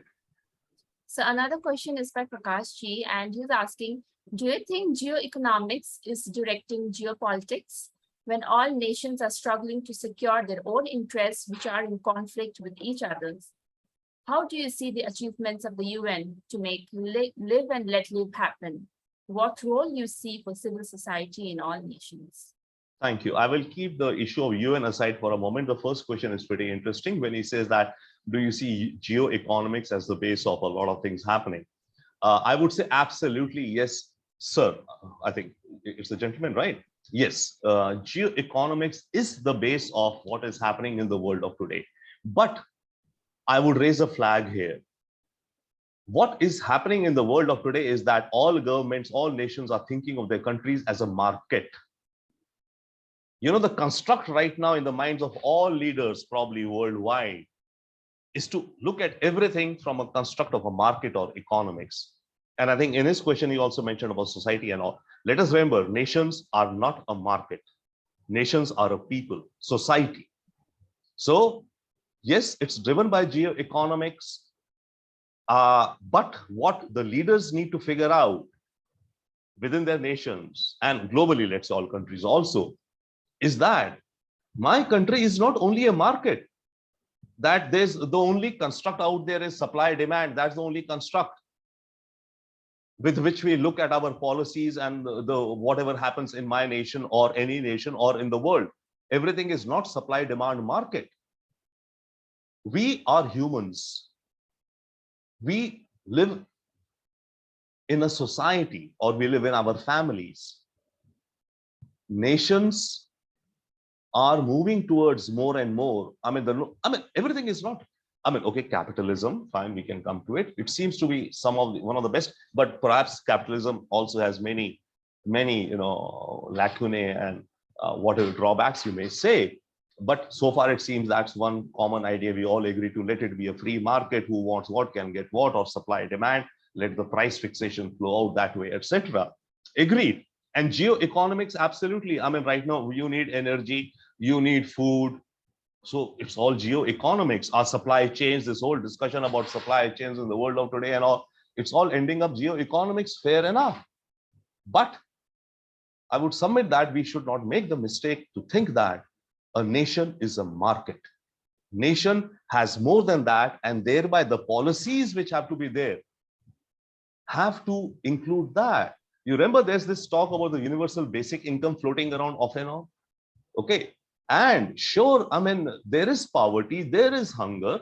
How do you bring up those people to a basic level of nutrition, life, and living? It may be pretty interesting to say, I've seen multiple debates and I've participated. The poor are poor because they don't do any work, But tell me something, if you're born on the roadside to a homeless mother, what would you do? So society has a duty, a responsibility to some way shape the future of that child in a better way, in a better caring, compassionate manner, rather than thinking that the world is a pure supply demand, whoever does this, etc. So that would be my long-winded answer on that.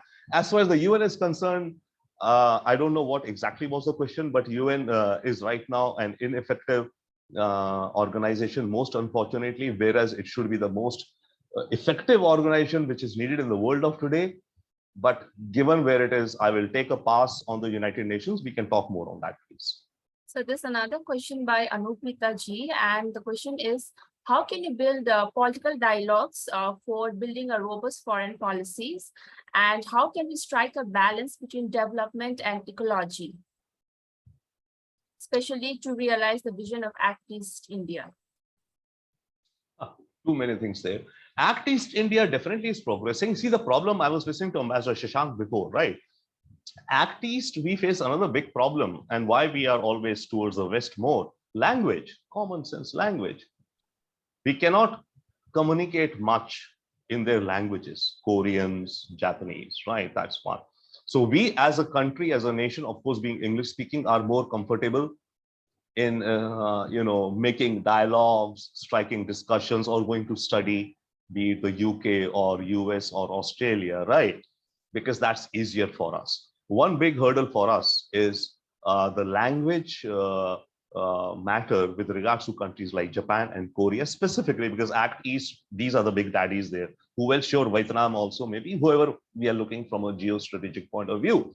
So language is a big issue. And secondly, also, by the way, culture. Culture and how people behave. The East people, Japan and Koreans, they have a very different aspect of how to trust you. Okay, how to have trust. And Japanese especially are very, very, very, very, very risk averse. Japanese are a very one race, one method society. So the programming of the mind is just one way. They've not seen diversity. That's why it said that diversity is so valuable, so useful. We are blessed to be such a diverse nation, such a diverse people. So Japanese are very uncomfortable in global scenarios when they face diversity or something they've not seen in their country, or some behavior they've not seen in their country before. That's why Japanese companies going global have huge problems. Japanese companies, when they go global, the only way they do is with the help of this government. We have been advisors to the government of Japan on the Japan-India 123 deal, by the way, for 5 years. So Act East, that's my take. But what was the other question? Yeah, development and ecology. Again, I'll hark back to the aspect, yes, live and let live. We have to live and let live with Mother Nature. So there has to be balance. So the policymakers, the technocrats, the publics have to figure out the balance of development and ecology.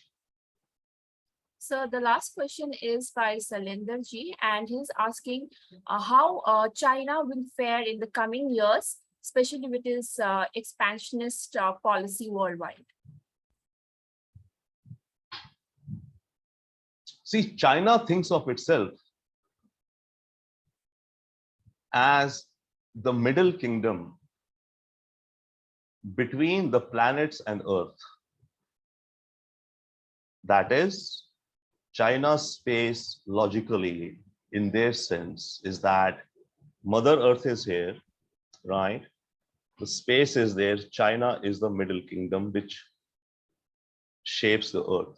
China is racing towards that. China is racing towards advanced technologies. That is the war right now. The war right now between the US and China is about technology standards. The standards of the next 10 to 15 years in artificial intelligence, in drones, robotics, whatever you name it, in space, etc. US has decided now that it will not let China be the #1 ever. So that's the war which is we are going to see sometime or the other. China is racing, investing heavily in technology and standards. I mean, the basic idea of standards being that, like if you have an Android or an Apple, which would you use? Which charger will work with which charger? China wants the world to use its standards, but which right now chances are getting lesser and lesser because the world has woken up, and especially the US is countering it. But at the same time, how much and how longer, and would really be the US be able to counter it? I have my slight doubts. China will dominate the world in some way. But what could happen over the next 10, 20 years is that if we could come to a balance, again, as I'm saying, live and let live, or a coexistence. But that coexistence will come only if we ourselves and each country ourselves is sufficiently strong with comprehensive national power, so that China knows that, if it strikes something, then it will get a bloody nose. But otherwise, China, given the scale that we know, is racing ahead. But yes, there is one little caution to China also. China has a very fragile domestic environment also. China could end up like, in some ways, the Soviet Union, which broke up due to the arms race with the West, right? China has its internal pressures, huge disparities between the poor and rich, also the rural areas, and also all that is there. So the challenge for Xi Jinping is to manage that while racing towards world supremacy. So it's going to be a very, very tough time ahead, which would require a lot of investment, strategic thought, and strategic nimble action by all countries, including India. Thank you so much, sir, for taking up all the questions and delivering the answer to our participants. Thank you so much, sir. Thank you. So now we will move on to our third session.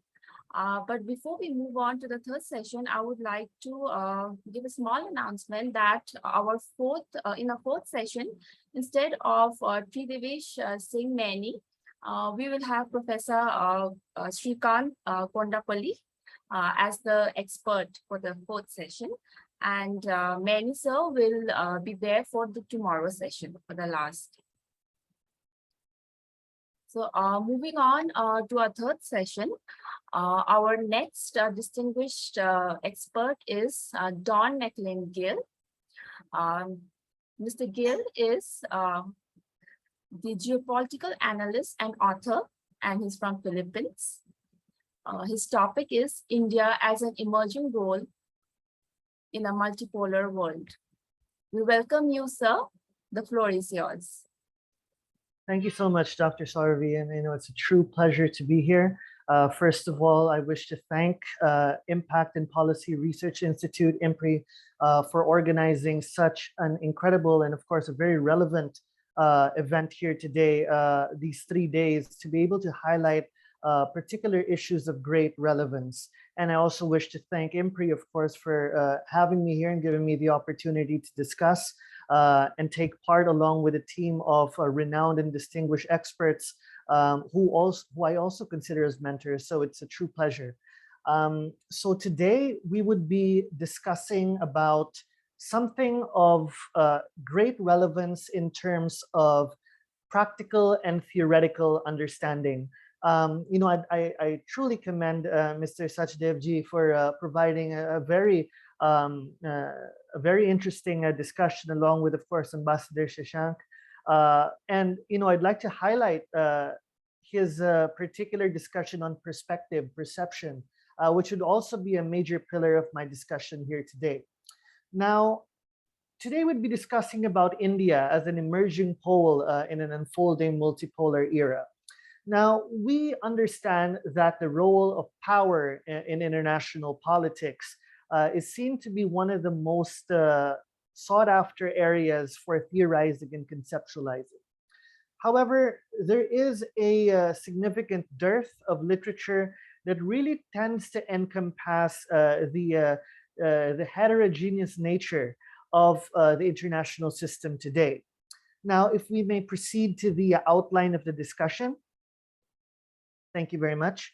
So I'll be talking about a few points here today. I'd try to make this as concise as possible. I'd be happy to really look into the question and answer section later on. Now, the first point in understanding India's emerging role as an emerging pole in the multipolar era, it is important to understand the geographic locus of power, where India is coming from. As we can really understand, it's important not to overemphasize the importance and influence of great powers, whether it is the United States, whether it is China, if you consider that, whether it is Russia. Their influence, their ability to project power is significantly constrained and is arguably only maximizable within their area of locus of power. So this is something that we need to discuss. The second point would be a theoretical take, of course, on the dominant systemic theories of power shifts. Now, as I've mentioned, the role of power becomes very interesting for many scholars and practitioners of international politics. And of course, looking into the dominant systemic theories, we look into the role of structural realism. And for that matter, we also look into power transition theory as the dominant approaches, of course, of understanding how power shifts within the system. However, I'd like to emphasize that these particular dominant theories, these structural and systemic theories, really lack the power to explain the role of India in an emerging multipolar order. And I'll tell a little bit about that. And then going on, we will be discussing, of course, other areas such as the understudied theory of neoclassical realism, which I'd really like to push forward in order to understand how India could play a bigger role in the multipolar era as an emerging great or major power. And then we could theorize further on the role of power, the geopolitical trends we are facing today in the Indo-Pacific, and of course, what would be the current scenario or the future scenario with India as a rising great power. So we can start with the first point, the geographic locus of power. We understand that India is the traditional resident power of South Asia, in fact, of the entire Indian Ocean region. And arguably, we can say that South Asia is the most complex geopolitical neighborhood, given, of course, the number of traditional and non-traditional security issues that continue to plague the region per se. However, we have to understand that even up to this day, India continues to enjoy a significant advantage due to its geography and its material capabilities. So it is therefore important to decipher, however, given the interconnected, interdependent, and globalizing nature of our international system today, it is important to take South Asia into context of the greater Indo-Pacific, and of course, within the greater context of an emerging multipolar order. Next slide, please. Right. So let's talk about the dominant systemic theories of power shifts and why I believe that they are insufficient in order to really encompass the emerging role of India as a major power in the Indo-Pacific, or in fact in Asia. Well, first of all, when we look into the systemic theories, the structural theories of international politics, one of the favorite choices, or one of the favorite areas that students would like to really bring up would be that of structural realism, its particular strand of offensive realism, really looked into by Professor John Mearsheimer. Now, offensive realism aims to state that it tries to explain the international system and state behavior based on the role of international anarchy and the global balance of power. Many of you, I'm pretty sure, have heard of this or are quite aware of this particular theory or sub-theory within the realist school of thought. Now, if we look into this, offensive realism provides an understanding of states that they engage with each other based on the fluctuations of relative power capabilities in the international system. So it's really the material distribution of power within an anarchic international system that really drives states' engagements to and fro. One of the reasons that can explain conflict, war, and of course, limited areas of cooperation and engagement. However, the problem is that theories such as offensive realism, if we look into a wide array of systemic theories, they tend to box states within the parameters of black boxes, particularly that they are dissatisfied black boxes and seek to alter the international order or the established international order. So the theory really simplistically states that states' primary goal is to survive and to maximize power. For them to survive, they must maximize power. And for some states that are able to maximize power to a significant level, this becomes problematic considering that these rising powers will seek to displace the current order, will not want to complement it, and will be seeking to revise that particular order. Of course, rising great powers will aim, as I mentioned, to revise the established order and challenge the influence of the established great power or powers within the particular system. So, but one important thing that we have to take note of is that offensive realism, compared to its other subvariants within the realist school of thought, really presents a pragmatic approach about power projection and influence of great powers. Because of the stopping power of water, according to Professor John Mearsheimer, or in fact, if we put it in the terms, the geographical constraints posed within the system, powerful states would seek to vie for regional dominance or power projection and influence rather than of a global nature. So we can see that the United States is seen as the major power, or the key great power within the Western Hemisphere. And in fact, we can see that there is a resurgence of Russian power. And then we can look into the role of China as another emerging great power that seeks to dominate the Eastern Hemisphere. But there are some discrepancies within that discussion, which I would highlight later on. But let's look into the next particular slide on the role of order. See, order is a very important and crucial component when we talk about the international system, whether it is a unipolar order, a bipolar order, a multipolar order. We tend to oversimplify and generalize what an order is to the extent that it becomes too stretched or overstretched to encompass anything and everything within the system. So this is something that we need to problematize and we need to conceptualize further to really understand how an rising India as a great power would really look like, and how it would alter or how it would impact the current international system that we are living in.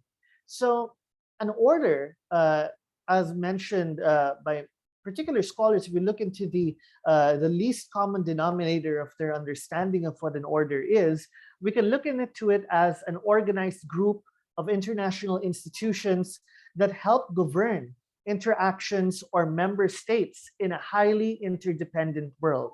Now, we have to understand that powerful states design these institutions. I think Professor Mr. Sachdev has rightfully mentioned that, of course, the role of the United Nations comes into great constraint because of the asymmetry of power within the institution, and really its role to really project itself as an institution to accommodate all is being constrained because of the interests of particular states that are possessing significant material capabilities.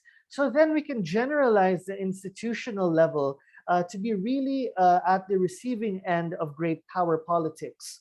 Now, orders are not the same. They are not homogeneous, which means that there are discrepancies and, of course, ambiguities and, of course, diversification levels when we look into order.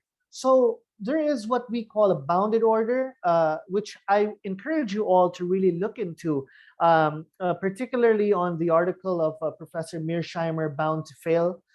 He discusses the role of order, which is very important if we want to understand objectively the system today.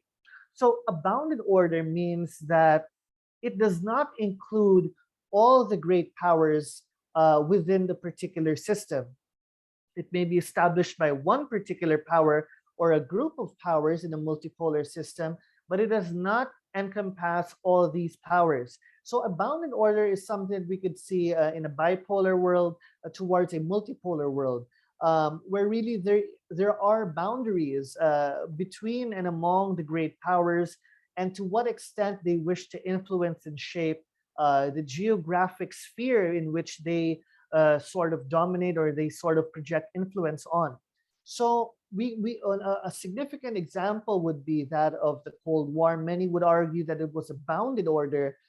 We have the Soviet bloc trying to, despite being the weaker bloc of the two, trying to really create its own particular bounded order based on interests that it considers to be primary from its point of view. And we have, of course, the liberal order, while many call it the liberal international order, but I think we have to really dissect it further, whether it is really international at that point or whether it was a bounded order between the United States and its allies. And if we look into the international order perspective, this is something self-explanatory, which means it encompasses everything and everyone, all the states. It is led by a great power, or in fact, all the great powers within the system really comply to the level of mechanisms or the mechanics of this particular order for the international system. So both orders really may sometimes have features that are consistent with liberal values, such as the rules-based order as we see today. But this does not really mean, or this is not evidence that these orders are liberal per se, or liberal in nature, but really they come onto the receiving end of the balance of power perspective, which we would delve in further today. So the order that we are seeing now, the order that we call the rules-based order of the Indo-Pacific, the rules-based order of Europe, or what we call the global rules-based order, given, of course, the dominance of the United States as the premier established great power, despite its limited influence in other parts of the world, we can see that this is the established order that countries like China or Russia are seeking to destabilize, or at least to alter. We look into the Global Security Initiative presented by China, which really reflects its own influence and really serves as an alternative to the rules-based order. And we can see definitely here, if we look into the three examples that are mostly cited by structural realists, we have the United States, we have Russia, we have China. These three countries really make up the common narrative of the structural realist camp, or the power systemic theory camp, power transition theory camp, which really looks into how these particular states are really against one another in terms of their interests in maintaining or altering the status quo. So we have the established order, the United States, and we have a rising great power, China, seeking to offset the United States. And we have the resurgence of Russian power that is seeking to offset the United States and Eastern Europe. So we see that this really falls nicely and neatly within the offensive realist narrative, whereas the United States continues to offset rising major powers or great powers by constraining their abilities. And throughout most of the Second World War, we can see that the United States did not want to have any particular power emerging in Europe or in Asia that would seek to alter its interests within the international system. So the rise of China, the resurgence of Russian power really fits in neatly within the narratives of dominant systemic theories. But then I used to wonder, why is India not part of this particular narrative of rising great powers in terms of material capability, despite the fact that based on their parameters of power, India falls in quite neatly within the discussion as well in terms of their gauge of power. But the reason is that India presents as a significant challenge to the dominant systemic theories in explaining its particular rise. So we'll talk about that later on. Next slide, please. Right. So let's talk about the road less traveled. And I'd really try to focus on the gaps within the dominant systemic theories that fail to really explain the rise of India as an emerging great or major power in the Indo-Pacific. So again, I talk about the Indo-Pacific because I really do not believe that there could be a power that could really project influence on a global scale. In fact, the United States, being a Western, a great power of the Western Hemisphere, despite its establishment, is still significantly constrained in its reach in Asia or the Indo-Pacific, and thus really relies on offshore balancing with its particular allies such as Japan, South Korea, to an extent the Philippines, Australia, to really create its own strategic presence in the region. But really, if we look into the Eastern Hemisphere, the Indo-Pacific, and the role of India there, we can see that this is something that needs to be reintroduced into the common and dominant narratives of great power politics. So again, offensive realism or structural realism as a whole, power transition theory, they give some very important points, such as, of course, the role of relative material capabilities and the geographical constraints, the stopping power of water, for example. These are very important. However, the role of perception needs to be taken in an equal light. perceptions of emerging great powers towards the established order and the established great powers are not uniform. So contrary to the common narratives of offensive realism, for example, that all rising great powers are completely dissatisfied with the established order and would want to significantly alter it, I think that this is incorrect and it is not uniform. It may work with China, it may work with Russia towards vis-a-vis the United States, may have worked with Imperial Japan vis-a-vis during the World War. But this does not really mean that it would work for every other emerging great power in the unfolding multipolar world. And this in itself, India presents as a significant challenge for this particular theory. So again, another point that we have to note is that the role of smaller states in the overall equation of international politics is just as important. See, the dominant systemic theories really look into and overemphasize the role of asymmetry in material distribution of power, and they tend to sideline, of course, the role of smaller states or less powerful states. But this should not be the case, as we can see less powerful or smaller states, whether lower middle powers or small powers, really play a significant role in shaping the geopolitical landscape of the world, the global geopolitical landscape. So these are the things that we have to take into consideration. So as I mentioned earlier, while the US or China, the US and China, and the US and Russia, their power competitions are often conveniently cited as a benchmark for offensive realism and great power politics, India's rise serves as a particular challenge, and we need to correct this dominant approach by reintroducing the role of perception along with material power. So let's discuss how this plays on with the next slide. Thank you. So let's play this within their own rules. You know, let's take it with their own rules. Let's play by their own rules to really look into why India challenges this notion. So according to offensive realism, power or material power can be described in two particular ways. So there's material power and latent power. Material power, for that matter, primarily just means it's the size and strength of a state's army, its military, and of course the sporting air and naval forces. They put a huge premium on the role of the army, despite living in a world of great technological advancements. Why is that?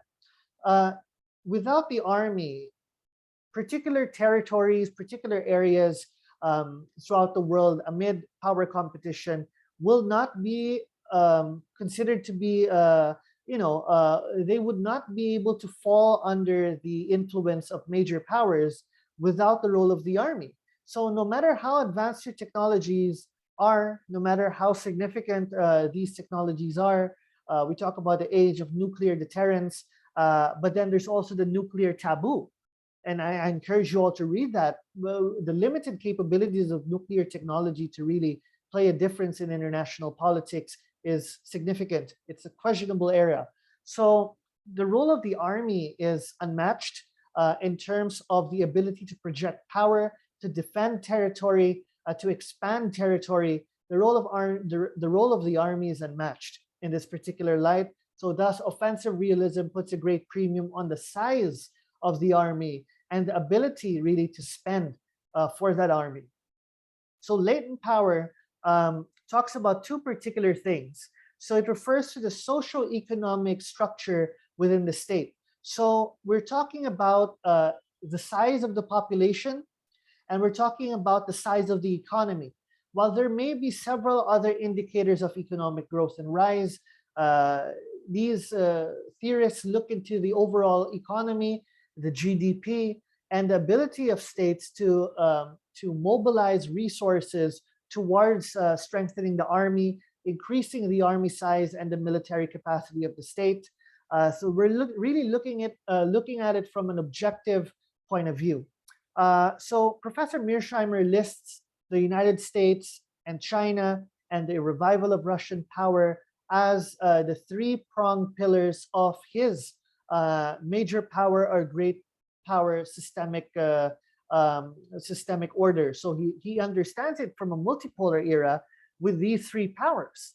But then if we look into the statistics, India falls in with between them. In fact, it's a step higher than Russia if we look into latent power capabilities.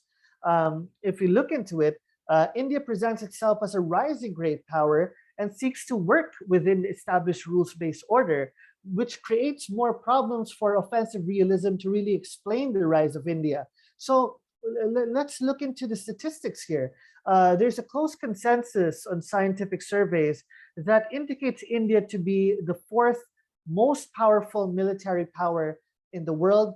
You can look into one of the most convenient and public sources would be the Global Firepower Index, which really looks into the breakdown of budget and material capabilities of states. India ranks in at fourth in this particular aspect.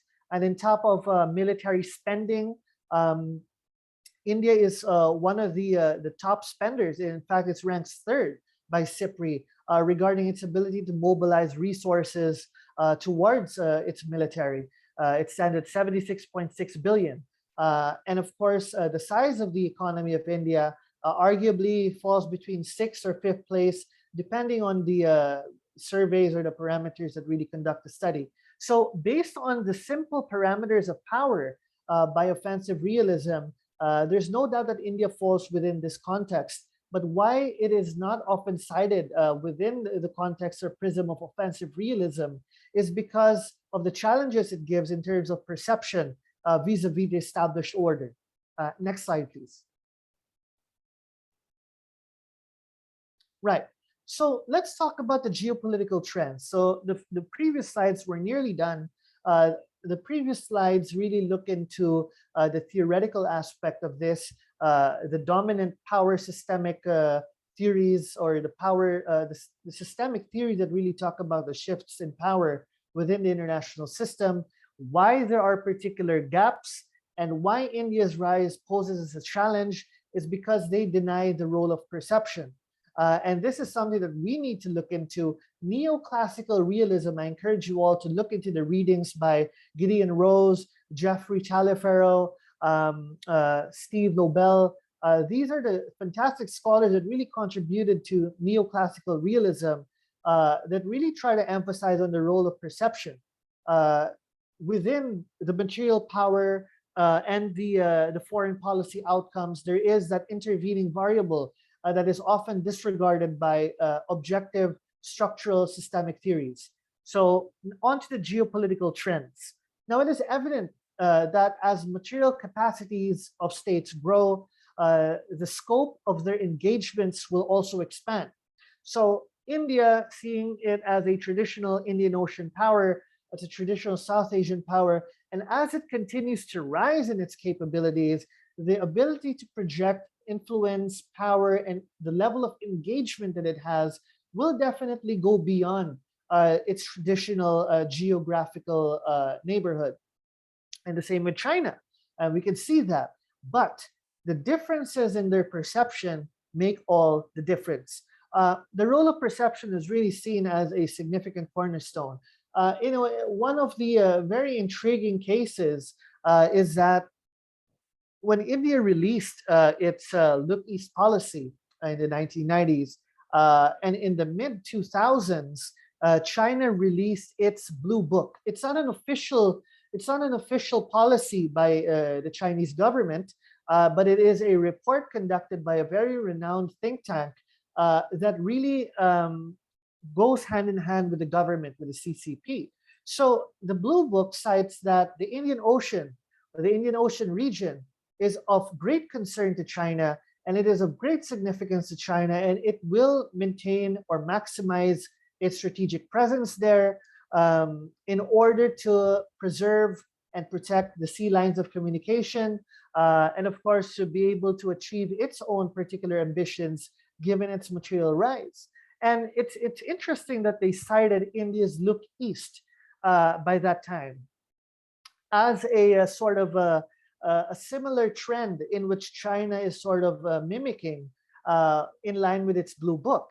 But there's a difference here because India's engagements in Southeast Asia, East Asian region, is significantly different compared to China's engagements in the Indian Ocean region, where you see as India playing its role as a responsible stakeholder in seeking to maintain the established order, to contribute to the security of the smaller states in the region, present itself as a developmental partner. You see China trying to maximize its influence at the expense, of course, of the traditional leadership role of India. We see it engaging with Pakistan, which has tendencies to disrupt, of course, the peace of the Indian Ocean, particularly in the Arabian Sea, as they have been consistently conducting naval exercises as well in this area.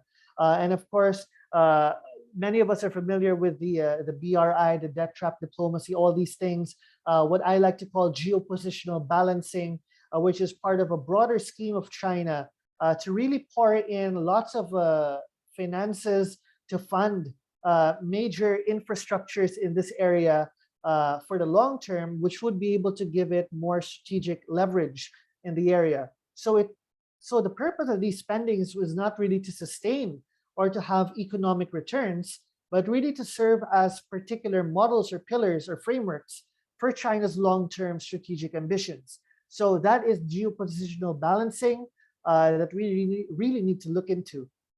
So here it is, the discrepancies. So the difference in perception, despite both powers rising, overlapping their scope of engagement, the nature of their engagements are quite different. And this is something that structural theories do not take into consideration. Next slide, please. All right, so great power constraints. Again, we go back to the stopping power of water. So we talked about the United States. The United States, since the 1970s, has been depleting in terms of material capabilities and the ability to really project power beyond the Western Hemisphere. And so we can see the anxieties brought by past presidents, Obama, Trump, and now Biden.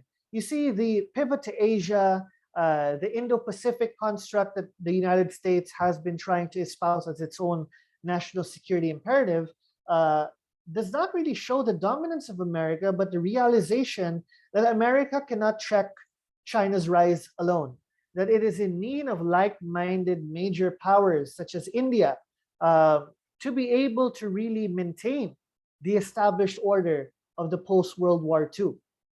So this shows the constraints of great power ambitions and not really the dominance of great power ambitions, contrary to popular narratives. And same with China. China has stepped up its naval activities into the Indian Ocean in the mid-2000s.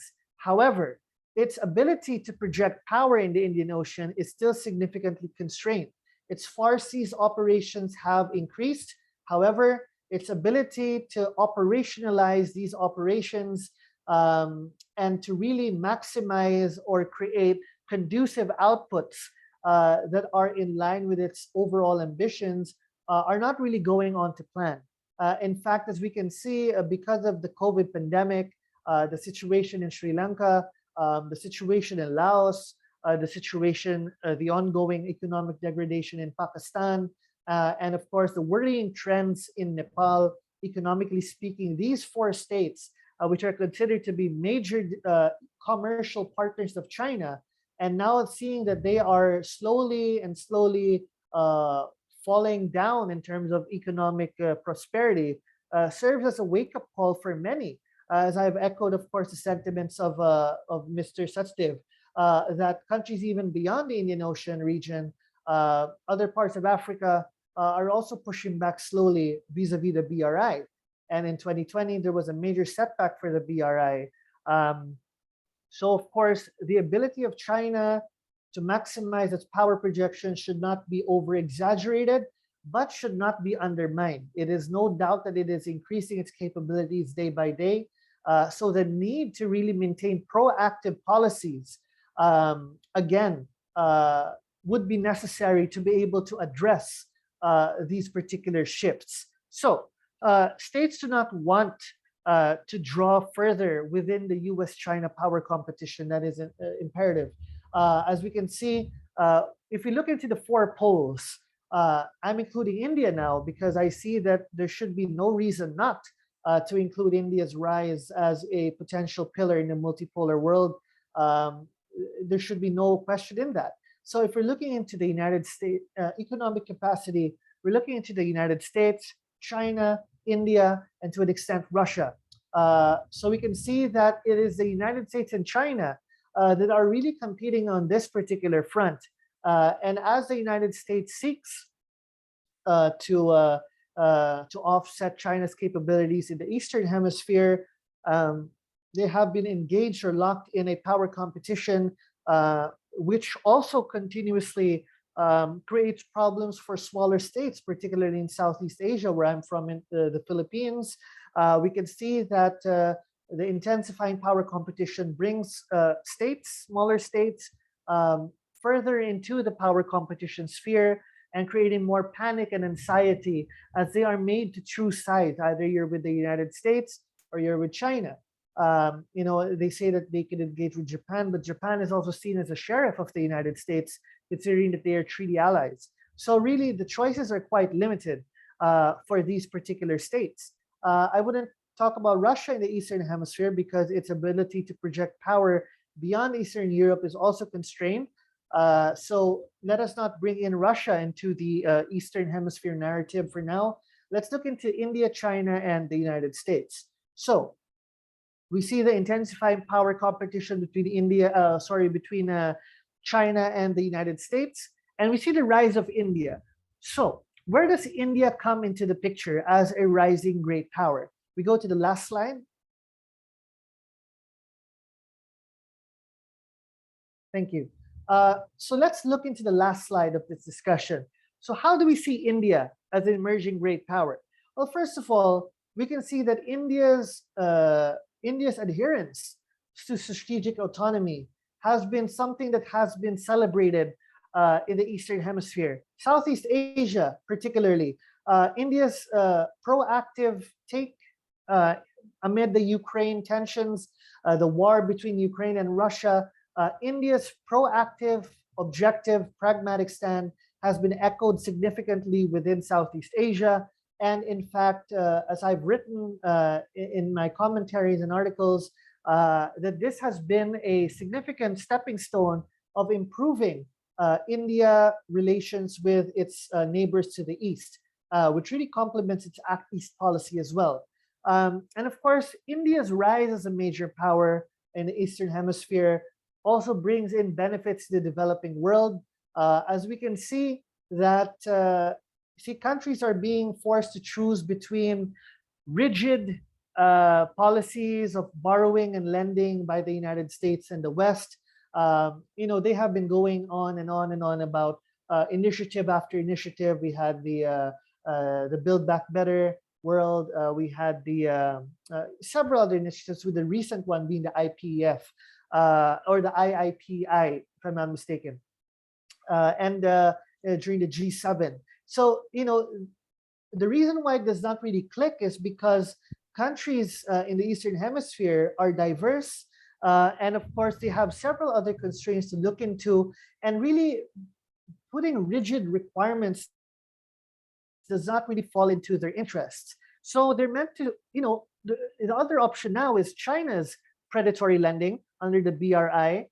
It gives, finances, assistance, or loans to countries that do not even have credit ratings, or in fact, very low credit ratings, and end up putting pressure on them to pay back. And then, as we all know, the story goes throughout other areas in the Indo-Pacific. This is the problem. So India's rise, and as India continues to grow, it may be able to create a significant conducive platform that would echo the sentiments of the smaller states of the Indo-Pacific vis-a-vis economic development. Japan and India tried this in the past, the AAGC, Asia-Africa Growth Corridor. It did not really kick off as planned because of domestic constraints, but that was years ago. In fact, if India continues to prioritize its economic development internally, we can see that it would be able to create more, it would be able to add more value to the interests of the particular states in the region. The last point I'd like to make is that India would be a much needed way out of Southeast Asian states and other states in the Indo-Pacific if it continues to grow. In fact, it complements the US established order. It does not go against it, but it does not fall into its orbit completely because, again, the level of strategic autonomy guides India's engagements throughout the world. And as Dr. Jaishankar has rightfully mentioned, India does not need to jump into either US camp or China camp. And in fact, because of our material capability, our population size, our normative diplomatic networks, we have the capacity to really showcase a new platform that would be conducive for other countries in the world as well. So the rise of India would be very favorable. But for India to reach this level, significant reforms and recalibrations internally must be continuous, must be consistent. There should not be significant gaps. And given the external constraints, the fuel prices and all these things, the pandemic's still ongoing, the government needs to be proactive, engage within. The public-private partnership should be looked into. And of course, the role of civil society must also be emphasized for more value. And if India continues to harness its capabilities, I think this would be very important for the Indo-Pacific and the Eastern Hemisphere, as India's rise within the unfolding multipolar era would be a beneficial development. Thank you very much. Thank you so much, Mr. Gill, for your presentation and letting us understand in so much depth about the geopolitics of international relations. Now we have some questions here in the Q&A box. The first question is by Indranil Ji, and the question is multipolar world order favorable for India? And if India has developed its weapon system and capabilities to be a sharp power? Right, thank you. And the role of sharp power is, you said sharp power, right? I just wanted to clarify. Right. You're right. Sharp power. Sharp power is very important because it is a balance between soft power and hard power, which is, I think, the most practical thing to do nowadays, is not really overemphasize on hard power. So going back to the first part, yes, multipolarity, I believe, will be conducive for India's rise because it would provide India with a platform. It would provide us with a platform to be able to project our leadership role without falling into the shadows of the ongoing great power competition, and to really harness the values that we can provide, or the value we can provide to the world. And this is, I think, very good, not only for India, but also for the rest of the world, as they are beginning to recognize India's role in a very positive light. And in terms of its weapon system, yes, India, if we looked into the recent reports of India's exports, they have significantly increased. And in fact, India's engagements, particularly in Southeast Asia, have also increased in terms of defense and military capabilities. The Philippines, the first buyer of the BrahMos, many of us are aware, something worth celebrating. And in fact, the Philippines is also looking to bolster more weapon systems and to get more weapon systems from India. We're looking to Malaysia, exploring areas with India, and other countries as well, recognizing India's role as a net security provider in the region. So I think this falls into play, but there need to be consistent in terms of domestic reform is necessary to be able to continue the momentum. Because one thing that would be bad for our image as an emerging great power would be flip-flopping our capabilities.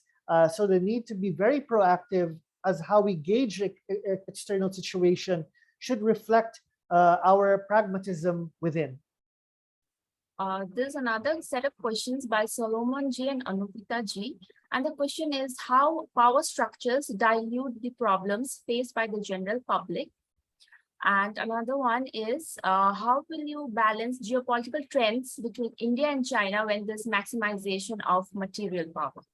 Right, that is correct. Let's go to the second question first. The second question is that this is the particular issue. It's a double-edged sword. One part is that we have to understand that great powers are still constrained in their capabilities. We have to understand that this should not be over-exaggerated, which means that there are obviously loopholes in terms of emerging great powers and their ability to project power, whether it be the United States or China. And this particular loophole is something that India should really work on. Its locus of power, India should maintain proactive engagements within the Indian Ocean region, but also seeking to engage beyond and to present itself as a responsible stakeholder of peace and stability. So this is something that we need to take into consideration. What was the first question, real quick? Yeah, sure. How power structures dilute the problems faced by the general public. Right, that is true. Systemic understanding of international politics really falls short of understanding the grassroots dilemma. And this is what critical theory tends to sort of complement. We look into feminism, we look into, to some extent, constructivism. All these critical approaches really try to echo the gaps of the positivist approaches to really look into the individual level.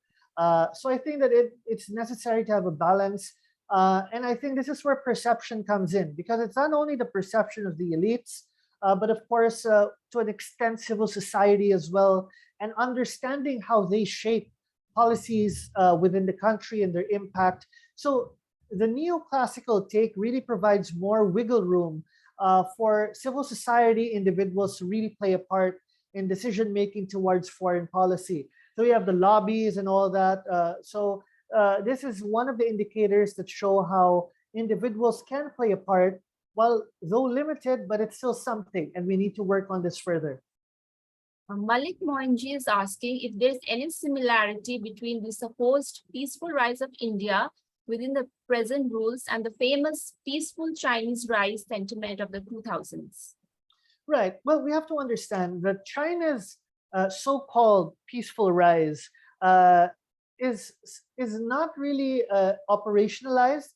It was more of a narrative. You see, in the 1990s, China sought to maximize its power by maintaining a stable environment within its region. So China does not want to resolve the disputes with its Southeast Asian partners and neighbors, but it wants to maintain a status quo while it continues to maintain power. And of course, it realizes that it would need the West to power in its growth. But since 2008, if you look into the data, in 2008, during the financial crisis in the West, China used this as a point to show that Western power has been diminishing already, and it is time for China to play a more active role in leadership. But then this coincided with more assertiveness within its neighborhood and beyond now. As we can see throughout the Indo-Pacific, China continues its assertive actions. But this is completely different from India, as India has operationalized its engagements based on a number of values that are agreed upon by other member states. And in fact, again, it goes to perception, as we can see that China really attempts to alter the status quo, while as India has shown great willingness to work within it from the beginning until what we can see now. How as for China, there have been inconsistencies which really should have raised eyebrows before the 2008 period. But then this did not happen, so it continued to grow, and well, here we are now. Yutsa G is asking, are AUKUS and NATO bounded orders? Pardon? Are AUKUS, AUKUS and Okay. NATO bounded orders? Well, we have to understand this based on the prism of great power. So this depends. Do you already consider China as a great power? See, there are discrepancies in the literature. Some say that it is still rising, a rising great power, and it is beginning to slow down now. So has it reached great power status, right? So let's take it as a rising great power. So if China is not objectively different, is not objectively seen as a great power, so we still have the United States as the only established great power, then we are looking into a more global, international rules-based order. So NATO, AUKUS, to an extent, Quad, all these things fall within that order. However, if you look into China as a great power already, we can call this a bounded order because China is now presenting an alternative, the Global Security Initiative that really counters on the alliance system and really works on Asia for Asians approach that really dilutes the US alliance network. So then and the BRI, a new economic model. So then we can see it's a competition of two orders. So we have the rules-based order, a bounded order, and we have the Global Security Initiative order, which is a different order. So it really depends on the parameters of how you objectively look into power. So there could be two answers with a yes or no. There's another question by Prakash Ji, and the question is, in the background of clash of civilizations, where India stands as an Asian civilization, can there be a peaceful rise of both India and China? Well, we have to understand this from beyond a civilizational aspect, material capabilities as well. It's the perception of the state. So India and China now are diverging in their perception. One seeks to maintain the order, one seeks to revise the order. And I think it's very complicated to see them work together significantly. They may work together, they are working together on several areas, but to say that the relationship is rosy and very happy-go-lucky and everything, I think it's an exaggeration. I don't think that they would be able to achieve that level of engagement yet because of their varying perspectives. But this does not mean that perspectives cannot change. Perspectives are fluid, perceptions. So if there comes across an area of convergence to set aside narrowly defined objective interests for cooperation, then maybe there would be areas for more positivity with the relationship. But where would the United States play in? Would the United States want these shifts to happen? How would Russia react? We have to look into the overall structure again. So, but for now, we can see that both India and China have diverging interests in the Indo-Pacific. I think with that, we come to an end of this session. And I would like to thank Mr. Gale once again for taking up all the questions from the participant side. Thank you. Thank you so much, sir. Thank you. It's a true pleasure. Now moving on to our last and the fourth session for our day 2. Our next distinguished expert is Professor Kondapalli. Professor Kondapalli is the Dean at the School of International Studies, Jawaharlal Nehru University. But a brief announcement, Professor Kondapalli is traveling at the moment, hence he has sent a recorded lecture this afternoon only on the special theme of China's role in the Indian neighborhood. And for the question and answer, Sir has requested that... Hello to all of you. Today's topic is on China and India's neighborhood. So what we cover in this is how China is trying to influence the India's neighborhood. For this, we need to look at some of the Communist Party perspectives, the chambers of commerce, what they are doing in the neighborhood of India. Thirdly, the foreign ministry, most important actually, what is its plans in the Indian neighborhood. And finally, also the People's Liberation Army in China, because it is one of the major stakeholders now in many of the aspects of China. And hence we need to look at the military's role as well. So India's neighborhood is quite large. The South Asian countries are about 8 of these. And there is also the maritime region, that is Indian Ocean region. That is also important, as China imports a lot of energy from West Asia. This is an important aspect of the Chinese activity in the neighborhood. So let us look at firstly the China's foreign policy and Communist Party documents vis-a-vis the Indian neighborhood. In foreign policy terms, China has been emphasizing on protecting its minimalist foreign policy goals, and various officials like Dai Pingko, the state councillor, the then state councillor, had elaborated in the US-China Strategic and Economic Dialogue in 2006.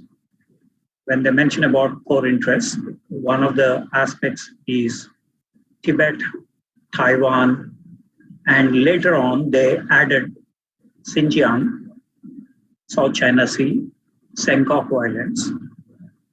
These are some of the areas of core interest. It is an evolving doctrine in China, and so we do not know what they include in the next round on core interests.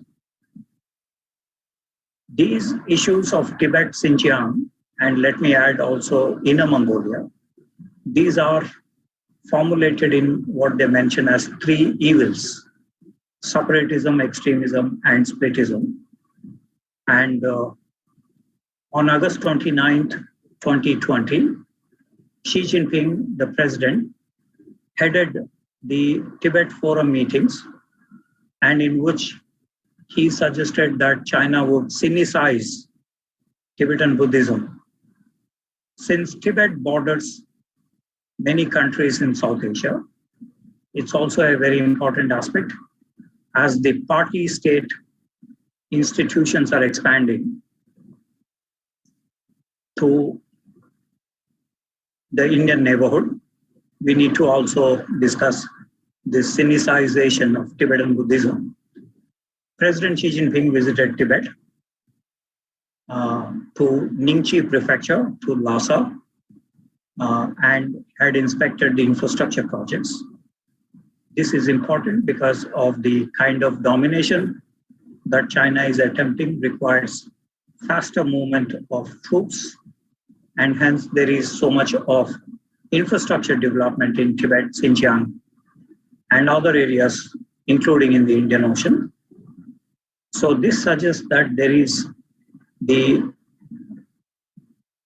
core interests which are expanding, they need to be addressed. So that is second, of course, on Taiwan, they mentioned about non-peaceful resolution, which basically would mean military or coercive diplomatic.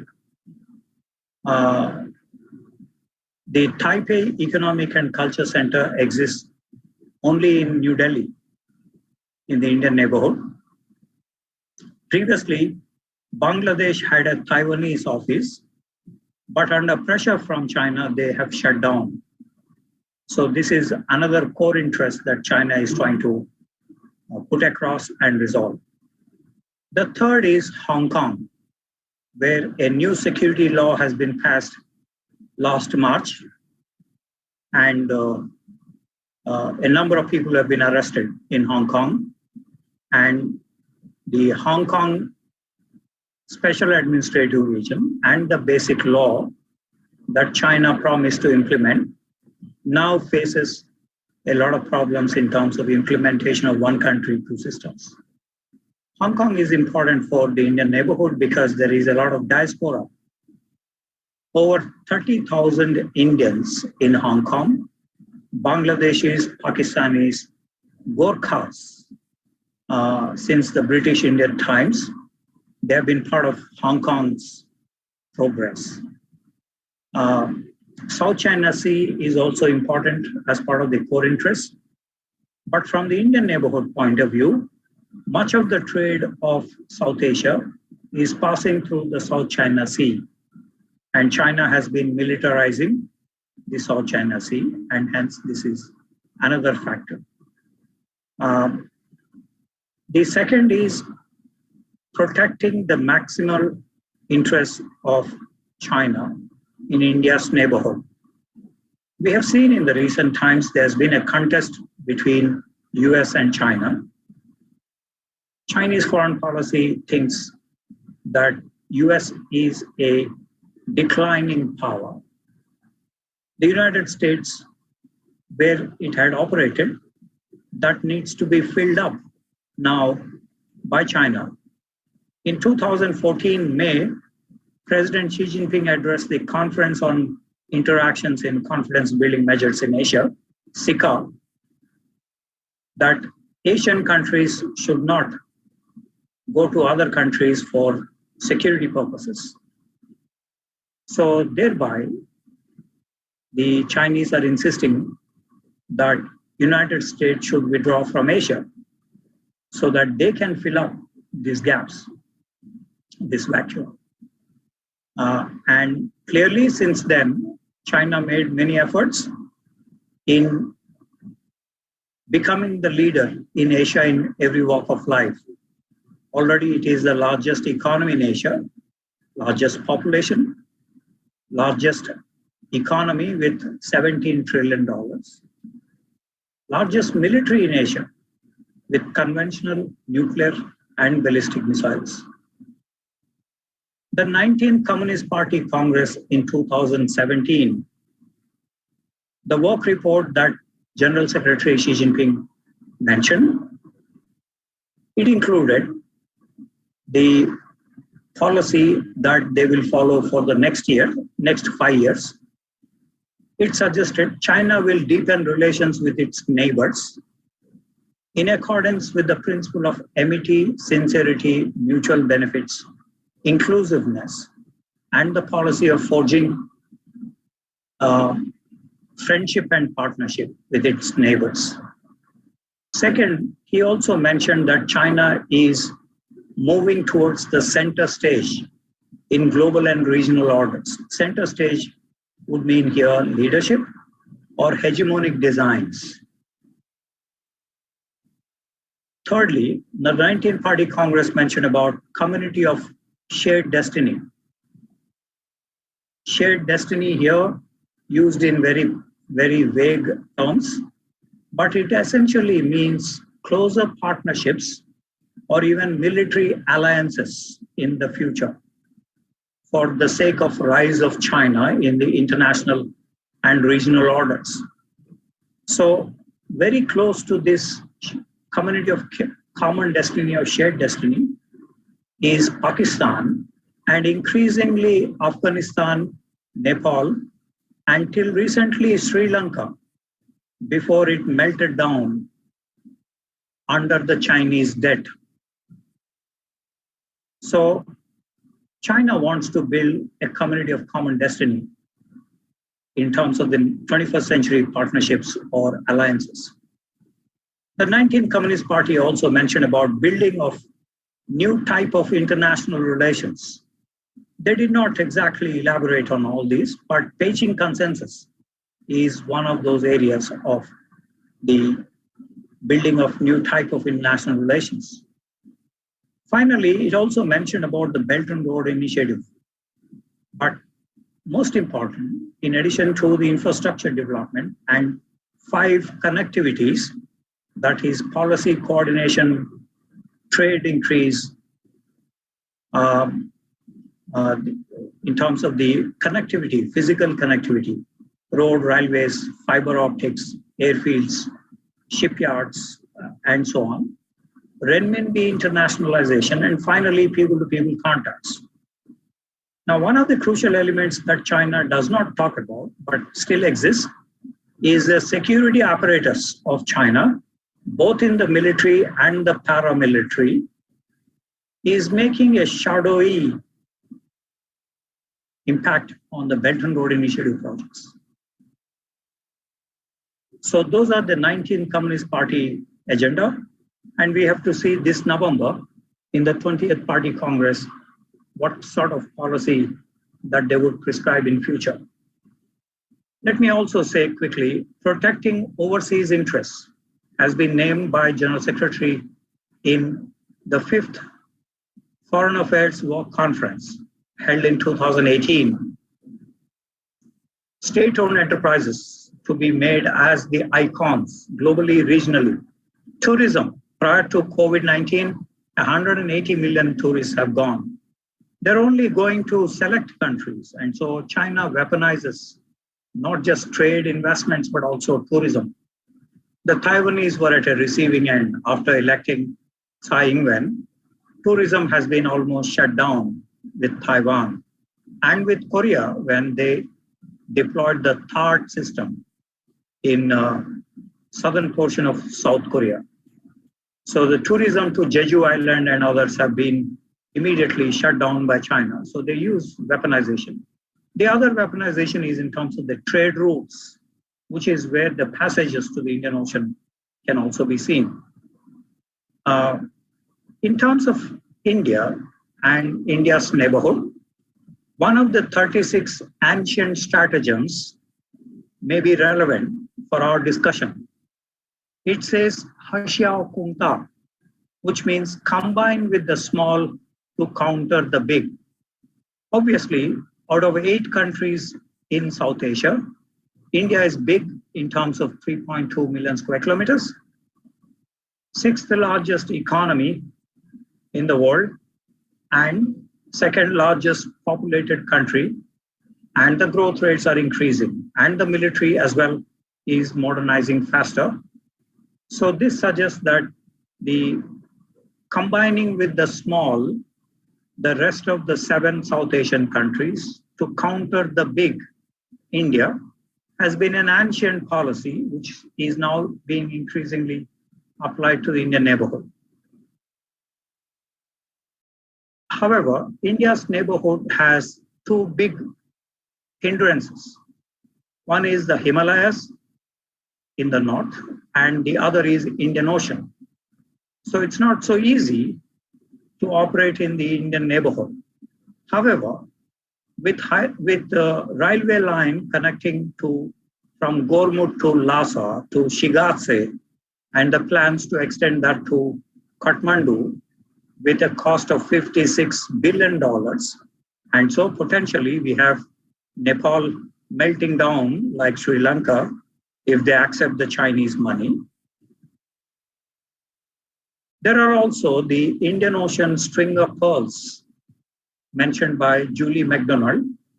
We have seen Hambantota being taken away on a 99-year lease, something like the 19th century treaty ports after the Opium Wars.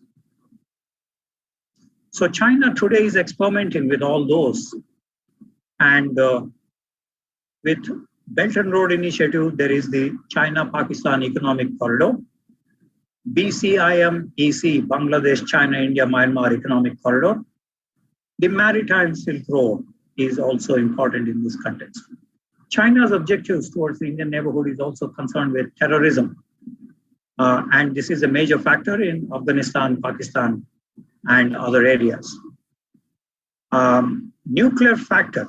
China thinks that it wants to be a nuclear balancer between India and Pakistan. And this is visible in 1998 nuclear tests and the 1172 resolution that China passed, along with the United States, on roll cap eliminate the South Asian nuclear program, even though China is not willing to give up its own nuclear weapons. And in addition, in the NSG-IAEA discussions in 2008, China argued for a clean waiver to Pakistan, although it doesn't have any cleanliness in the nuclear WMD program. Monterrey Institute, for instance, suggested China is a strategic proliferator. China also has to contend in South Asia with a rising India. We have seen the Galwan incident on June 15, 2020. We have also seen very less Chinese investment in India, $8.2 billion, as against $52 billion in Pakistan. Pakistan is going down the drain in economic aspects as they seek bailout packages from IMF. India is growing at 8% roughly this year, and it's the 6th largest economy Yet, China does not invest in India. For a $17 trillion economy, $8.2 billion is what all China had invested so far. And this suggests to how to address the simultaneously rising India. So we see the kind of restrictions that China has been putting on India's rise. Militarily, there is Djibouti base, Gwadar, Jimani, Tajik bases. We do not know what happens to Hambantota because it is on a 99-year lease. And so we need to see arms sales. Out of $57 billion of arms that China had sent abroad, 20 billion is directed towards South Asia. Bangladesh received about $4 billion. Pakistan received $16 billion of arms. Sri Lanka received $749 million worth of arms. Nepal received $24 million since 1960s till 2021. China is also attempting to enter the India's neighborhood through multilateral institutions and processes. China had suggested it wants to be a member of the CIRSS, the South Asian Association for Regional Cooperation. But it was made only an observer. And China was pushing through a SAARC plus China approach. And when its dreams to become a member were quashed at the Urdu summit of the SAARC in 2014, it is now attempting a SAARC minus India approach. This is in relation to China's foreign ministry organizing Himalayan Quad meetings with Nepal, Pakistan, Afghanistan in August 2020, with Pakistan, Nepal, Bangladesh, Sri Lanka in November of that year, 2020. And there is one more meeting that was held in 2021. And on April 27, 2021, there was the 5 South Asian foreign ministers meeting with the Chinese counterparts. The other angle I would suggest in the India's neighborhood is the setting up of several Confucius institutes or Confucius classrooms. Now, many universities in the US, Europe have put restrictions on this, accusing them of being intelligence agency outposts or creating trouble on the campuses in the US and Europe. China now has several Confucius institutes, one in Afghanistan, 4 in Pakistan, 2 in Bangladesh, 1 in Nepal, 2 in Sri Lanka. In India, there are 6 of these classrooms or institutes, which have now become a point of contention after the June 15, 2020 Galwan incident. Let me take a few specific examples of what I just mentioned. China's position on Kashmir has increasingly become very vociferous, and it started intervening on this issue. Although in the 60s, they suggested to self-determination and UN resolution on plebiscite, Thang Xiaoping in 1980s suggested that Kashmir is a bilateral issue between India and Pakistan. Li Peng, the former premier in 1989, suggested that the Kashmir resolution should be based on Panchsheel principles and friendly consultations based on the 1960s treaties. In 1990s, Chinese have also argued for Shimla Pact or respect for the line of control. Of course, this came after China occupied Kashmiri lands. Agil, Shimshal, Ruksam, Sakshgam were taken away from Pakistan-occupied Kashmir by China. They also built up the Karakoram Highway, which is now part of the CPEC, China-Pakistan Economic Corridor. In the 2009, they issued staple visas for Kashmiris and started investing in Pakistan-occupied Kashmir. Today, the CPEC projects intrude into this. On Kashmir again, they took these to the United Nations Security Council 3 times in 2009, 2020, although the other P4 members objected to China's unilateral actions on this issue. Quickly, also China-Bhutan relations, they don't have diplomatic relations, and this is also problematic. However, they have been setting up well-off society villages in Bhutan, India's neighborhood, Nepal, and in POK in the recent times. China had signed a MOU for resolving the territorial dispute with Bhutan. We do not know exact details, but possibly China is eyeing for some land in Chumbi Valley so that they put pressure on India's neighborhood in Chicken Neck or Siliguri corridor. In relation to Pakistan, they have a strategic nexus, both in comprehensively supporting Pakistan in conventional and nuclear weapons program. In the civilian, in terms of economy, CPEC projects, loans, FDI, and others. In international space, providing Pakistan with cooperation in the United Nations, as we just saw on Kashmir issue, or on terrorism, in terms of the 1267 Committee of the United Nations Security Council, in shielding Pakistan, both in the financial task force related matters, as well as in shielding terrorists in Pakistan. In outer space, Suparco of Pakistan has close contacts with China when it had established the APSCO, Asia Pacific Space Cooperation Organization.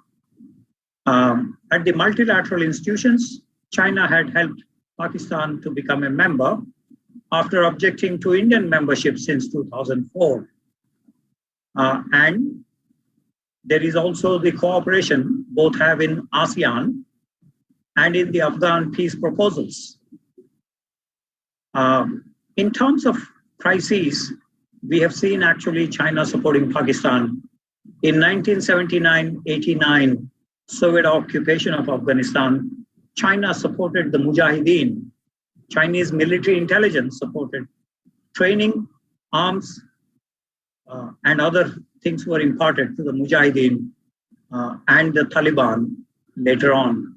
It had also provided the assistance to the ISI, also in financial assistance related matters.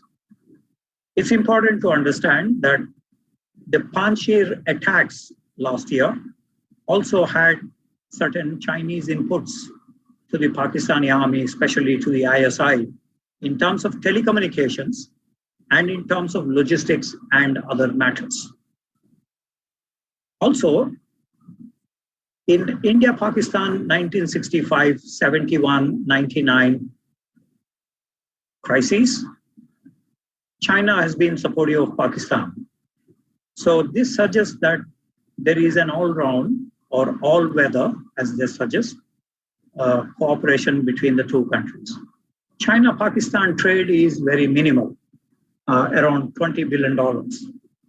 But they have an FTA, and they also plan to have an FTA with Sri Lanka. And we saw what happened in Sri Lanka now, with President Gotabaya running away and the unrest spreading. They have a number of projects in Pakistan in terms of the investments in the Kashgar Special Economic Zone, and currently over 140 projects in Pakistan at a cost of over $30 billion, other than the CPEC projects. They have a joint infrastructure development fund. Over 10,000 Chinese engineers are working, and Karakoram Highway is being expanded, railway line, dams, Tapi project, and IPI they're interested in. Godar is a major project that they have undertaken. CPEC is the flagship program, and they've invested $52 billion out of 62. Three main projects in this: energy projects, infrastructure projects, and Godar are the key aspects. But of course, the Karachi Confucius Center blast had rattled the Chinese, and 2,000 to 3,000 have gone away, fled from Karachi. And the next blast in Balochistan also had created ripple effect for the Chinese in this, on the Uyghur issue. Although, as we mentioned, as we discussed before, China was helping the Mujahideen, and now it has been concerned about the attacks, especially the April 26th attack in Karachi, 2021 Godar attack, or 2020 the Dasu hydroelectricity project attack when 9 Chinese were killed. Pakistani stock exchange has been blown up. There is the Baluchi attack on Pearl Continental Hotel at Godar, or on other incidents. So this suggests the counter-terrorism aspects have been quite lax in Pakistan, and partly China is to be blamed for this. Afghanistan also provides an opportunity for China in the India's neighborhood. And China is giving full force for the Pakistani army in order to intervene in Afghanistan. And China is pretty close to Sirajuddin Hekmatyar, the interior minister now. And although there is no progress in the Belt and Road Initiative projects in Afghanistan, due to the continuing uncertainty, there is also the dangling of economic and other things for Afghanistan. There are obviously regional uncertainties here, and so China is closely guarded in its. Let me quickly say about Sri Lanka in the Indian Ocean region. They have signed several agreements before: the Rubber Rice Pact in 1952, the Colombo, the Maritime Agreement in 1963, the MFN status, Indian Ocean Zone of Peace, and the supply of military for the countering LTTE. But I want to come to the current crisis in Sri Lanka. Chinese loans account for 10.5% of Sri Lanka's foreign debt of $51 billion. Sri Lankan ODA, China held 1% in 2005. By 2021, it is 23% of the official development assistance in Sri Lanka. Quite a high exposure, and most important, very high rates of interest. We do not know exactly the rate of interest, unlike the other lenders, because China does not give any information in this regard. During the crisis, China extended $73 million for essential goods, etc., but refused to defer the loan repayments. So Sri Lanka broke down financially as China did not provide for a moratorium. Quickly also, in terms of Bangladesh, I wanted to say when Bangladesh was liberated in 1972, between 72 to 74, China exercised veto power in the United Nations. The first veto power People's Republic of China exercised was against the Bangladeshis. As you know, China became a UNSC member in 71. The first veto was against Bangladesh. It is, of course, on the POW issue, prisoners of war, at the behest of Pakistan. And the pressure that is mounting on Bangladesh in terms of the Siliguri corridor contingencies or other countervailing force against India. They did do some infrastructure projects in Bangladesh, but quite compared to Sri Lanka or Pakistan, these are quite few in nature. China-Nepal relations, it's now becoming a basket case. The kind of agreements they signed with Nepal prime ministers on the Budh Gandak project, on various other, including the prospects for a railway construction project. So Tibet is an important factor here for China in relations to Nepal, and Chinese police frequently intrude into Nepal and chase away the Tibetans. They also put restrictions on the ballot boxes when the Tibetans conduct elections. They have conducted 3 elections recently, and there are restrictions by the Nepalese police and the Chinese police on the Tibetans. The Chinese are also extending a lot of aid and military sales to Nepal, as I mentioned previously.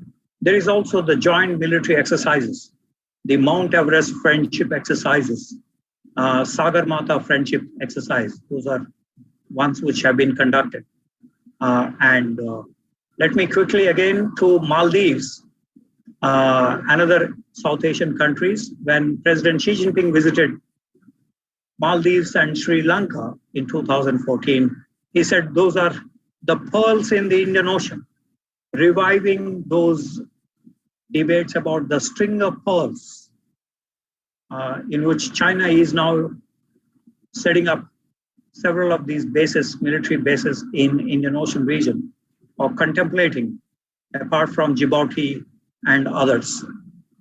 China is trying to revive the Chang'e expeditions of the 15th century.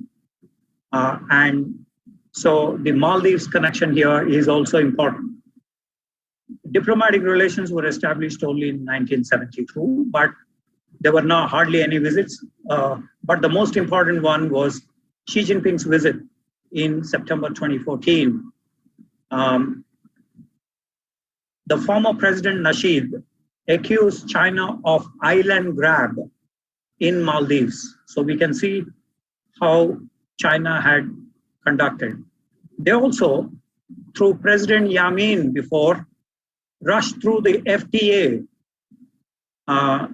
free trade area, without much discussion in the Maldivian parliament. So that is the Maldives. So after elections, they now are putting restrictions on the Chinese investments in various areas. Maldives still owes about $2 billion to China, which is equivalent to 80% of the debt, total debt of Maldives. Let me finally wind up this discussion on China in India's neighborhood. In terms of economy, as we saw in Sri Lanka, as President Gotabaya mentioned, China is not coming to the rescue of any country which is feeling the heat.